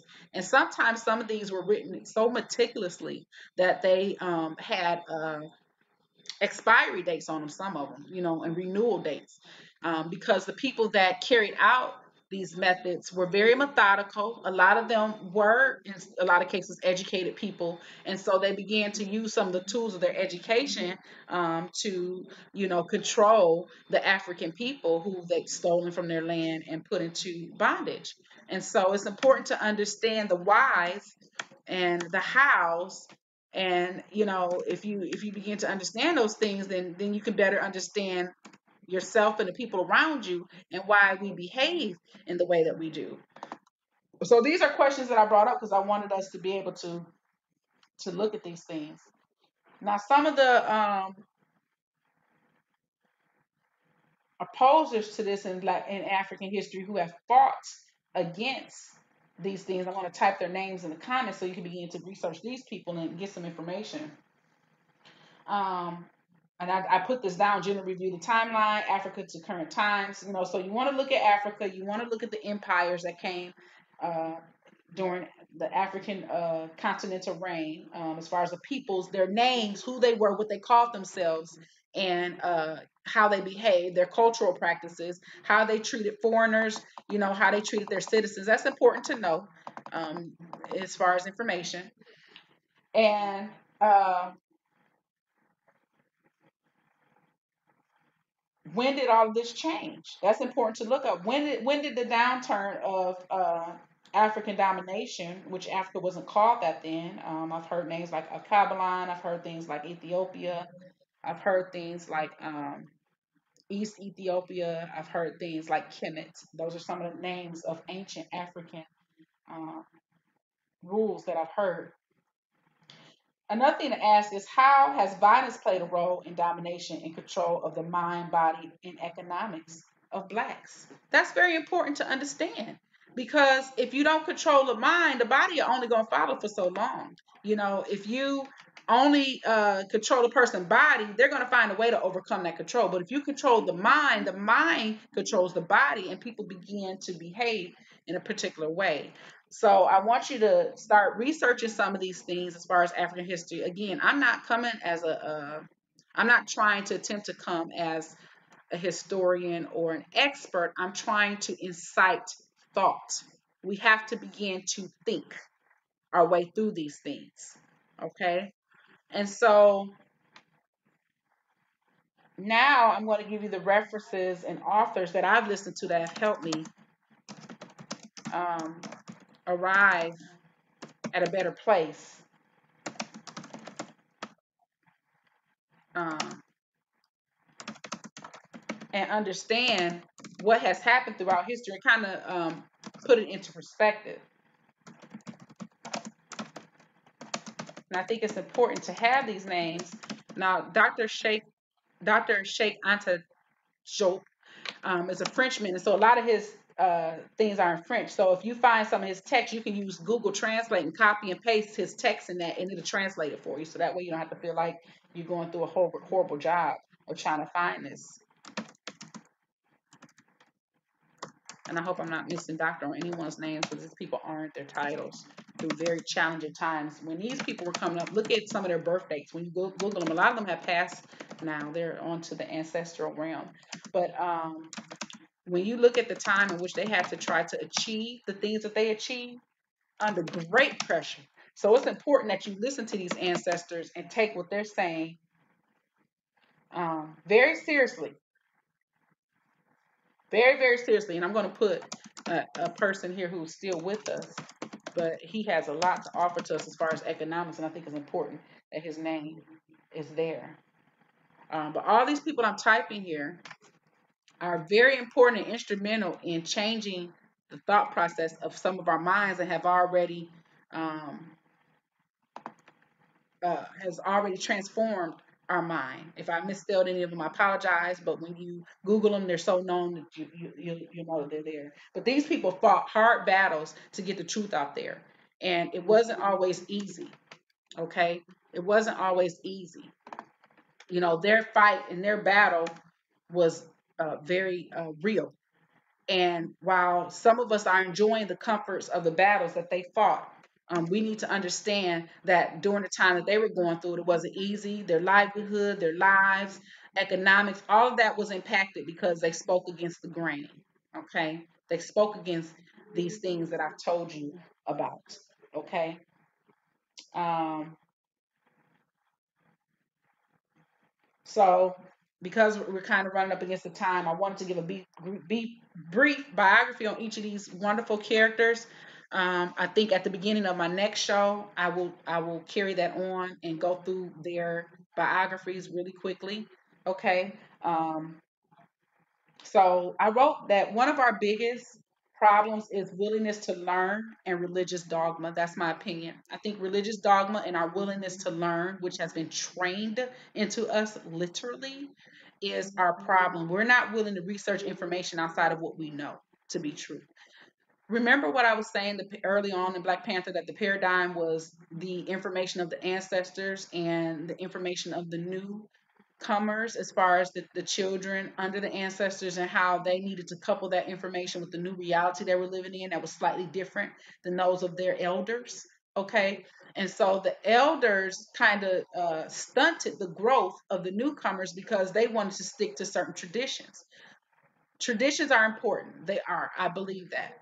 But traditions have to constantly be reevaluated to see if they're still functional and see if they can still be used in our current reality. If they cannot, then we must seek to change them and make them more usable. Okay. That is the biggest criticism that I have of even the elders in my own life and the elder that I try to be in my children's life, listening to the ideas that they have, because sometimes in some cases they are smarter than me because the information is there. They're not more wise than me, but sometimes they're smarter than me because they've come along in an age where all the things that I learned were at a stop. I only know what was available to me up until current.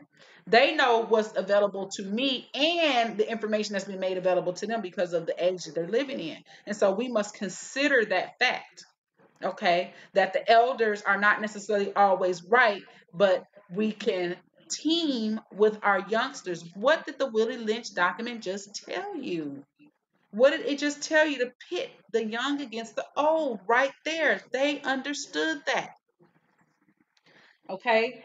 And then I wrote down here, we believe the Bible is all we need, but we neglect our history and application. That's very important. I've heard so many people on interviews and even in churches that I've gone to and in my own family that the Bible is all I need. Okay, well, here's my challenge to you. Did the Bible teach you how to wash? Did the Bible teach you how to cook? Did the Bible teach you how to drive? Did the Bible teach you how to work in the profession that you're in? Do you see where I'm going with this? No one's challenging your religious faith.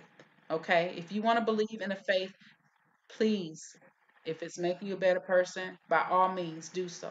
But what thinking people are challenging is your inability to reason. That is becoming a big concerning issue. You have women of faith that talk about praising the Lord and they can't put one sentence together. I'm sorry to have to bring this elephant in the room up, but it's the truth. Okay? If you cannot formulate an intelligible sentence, okay, you cannot teach the Bible. I'm sorry. You're going to have to go back, take some English. Okay, that's the common tongue we speak in today in the United States, and then begin to relay your message. Okay, because you're just going on feeling and you're not going on a principle of knowledge. Knowledge is important. It's not anything to shun away. It's not anything to feel is unimportant. It's not anything to treat as if it's not needed or is not usable. Knowledge is usable. Education is usable in our lives.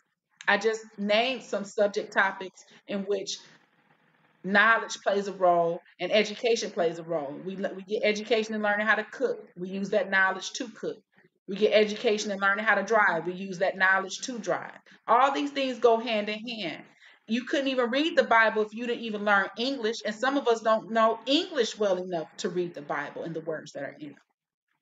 So there is work that has to be done. I am very critical of my people. It's like the term, you can't nobody can criticize my family but me. You're my family and I'm criticizing you. We have to become better masters of ourselves. We can't go out and get on our soapbox when we haven't even tried to master anything in life. We haven't tried to become better at anything. We're running around telling everybody else what to do, but we're not even making sure that the information is correct, where it came from, and why we should be using it. No one's going to tell me to use a sponge when I feel like using a dishcloth is better. That's just a small example. But some people feel a sponge is better. But do you know why? Why would I not want to use a sponge versus a dishcloth? We have to begin to ask why and stop being offended that people are doing something a little bit different or have a little bit knowledge from us. get the envy out of our hearts, because that is a large part of our community. Why? Because it was bred into us. I just read it to you. So if envy was something that the plantation owners were interested in breeding to us, doesn't it stand to believe that it's still existing to this day? Do you think the people that he was speaking to bought into his sales pitch? I think they did, because we could see the results of it to this day. Everyone talks about how, especially African Americans, and that's what I'm dealing with right now. But of course, throughout, the diaspora, how people of color, Black people, for lack of better terms to describe us as a totality, how we fight with each other and battle with each other, um, in a way that's just so relentless. There's a reason for that. And if you don't begin to study and understand the reason, you're going to continue to be lost. And you're going to continue to wonder why, God, Lord, raising your eyes to the sky, God, Lord, come help us. But the help is not here. The reason why the help is not here is because the help is you. If we were made in God's image, as the Bible, as many of us study, says, then that means that the answers are within us. If Jesus came and said that basically the temple is not the stone and mortar, but it is now within you, then what is that telling you? The answer is in self. It goes deeper than that, because those principles came from somewhere else. But just to give you, since those who like to hold on to the Bible, to pull those principles out of the Bible like we often do to make it match our paradigm, I'm making it match this paradigm. It was stated in the Bible, so then it must mean that it can be true for those who believe in the Bible. So basically, if you were told that the temple is no longer brick and mortar, but it is in you, then you need to start acting on that and gain the knowledge for yourself and find out what the heck is going on around you. Why there's so much strife in your own family. All of us have some example in our family that we could say has fallen by the wayside and can't get right. Why not? There are certain things that were literally bred into us. And we need to understand that. And until we have the knowledge to understand why these things are happening, the whys, we have to begin to look at the whys. We're not going to know the hows, how to change, what to change, when to change. Dr. Claude Anderson talks all the time about our inappropriate responses to the world around us. We're inappropriately responding because our history is such that we have learned an awful behavior, a behavior that's so damning that it's going to take equal amount, if not more time to change, but we have to start now. We can't pretend that they don't exist. Just because you see a white person smile at you doesn't mean that the world is fixed. Just because you can go work with a white person doesn't mean that all the problems of our society are fixed, because number one, the problem is they are still calling themselves white and we are still calling ourselves Black. You get it? I hope so, because I spent a lot of time in this presentation trying to get you all to understand. The presentation is coming to an end. So I put down some towns to research that I'm going to type in here too, so you can understand. Well, Black people haven't spent any time trying to get themselves together. These are towns post abolishing of slavery, post, was it why am I forgetting the amendment? My class just showed me a whole bunch of amendments. I really like that. I'm going to pull that document up and put it, make a web page. I'm going to put it on our page too, because it goes through all the amendments, because a lot of us haven't even read the Constitution. So post the abolishing of slavery per the decree of President Lincoln, along with the help of Congress. I'm not gonna say them all, but I'm gonna type the towns. And I want you to go look at these towns and see what their history was and how they tried to pull themselves together post-slavery and what happened with those towns, and so that you can understand what the indoctrination is. It doesn't matter what the de facto law is. Look that up. De facto law. I'm gonna type that. Know the difference between de facto law. It doesn't matter what that is. What it matters is the de jure law. That's what matters. And you all need to know that there's a difference. Okay, so look those up. I'm going to put that into the chat. And thank you for coming in and watching. The person that watched for 2 whole hours, thank you. It was a long time. I realize that. But my shows are once a week. And so they're going to take time. But thank you for coming and showing up. And I will see you all on next time. Walk with me. Walk with me. Walk with me.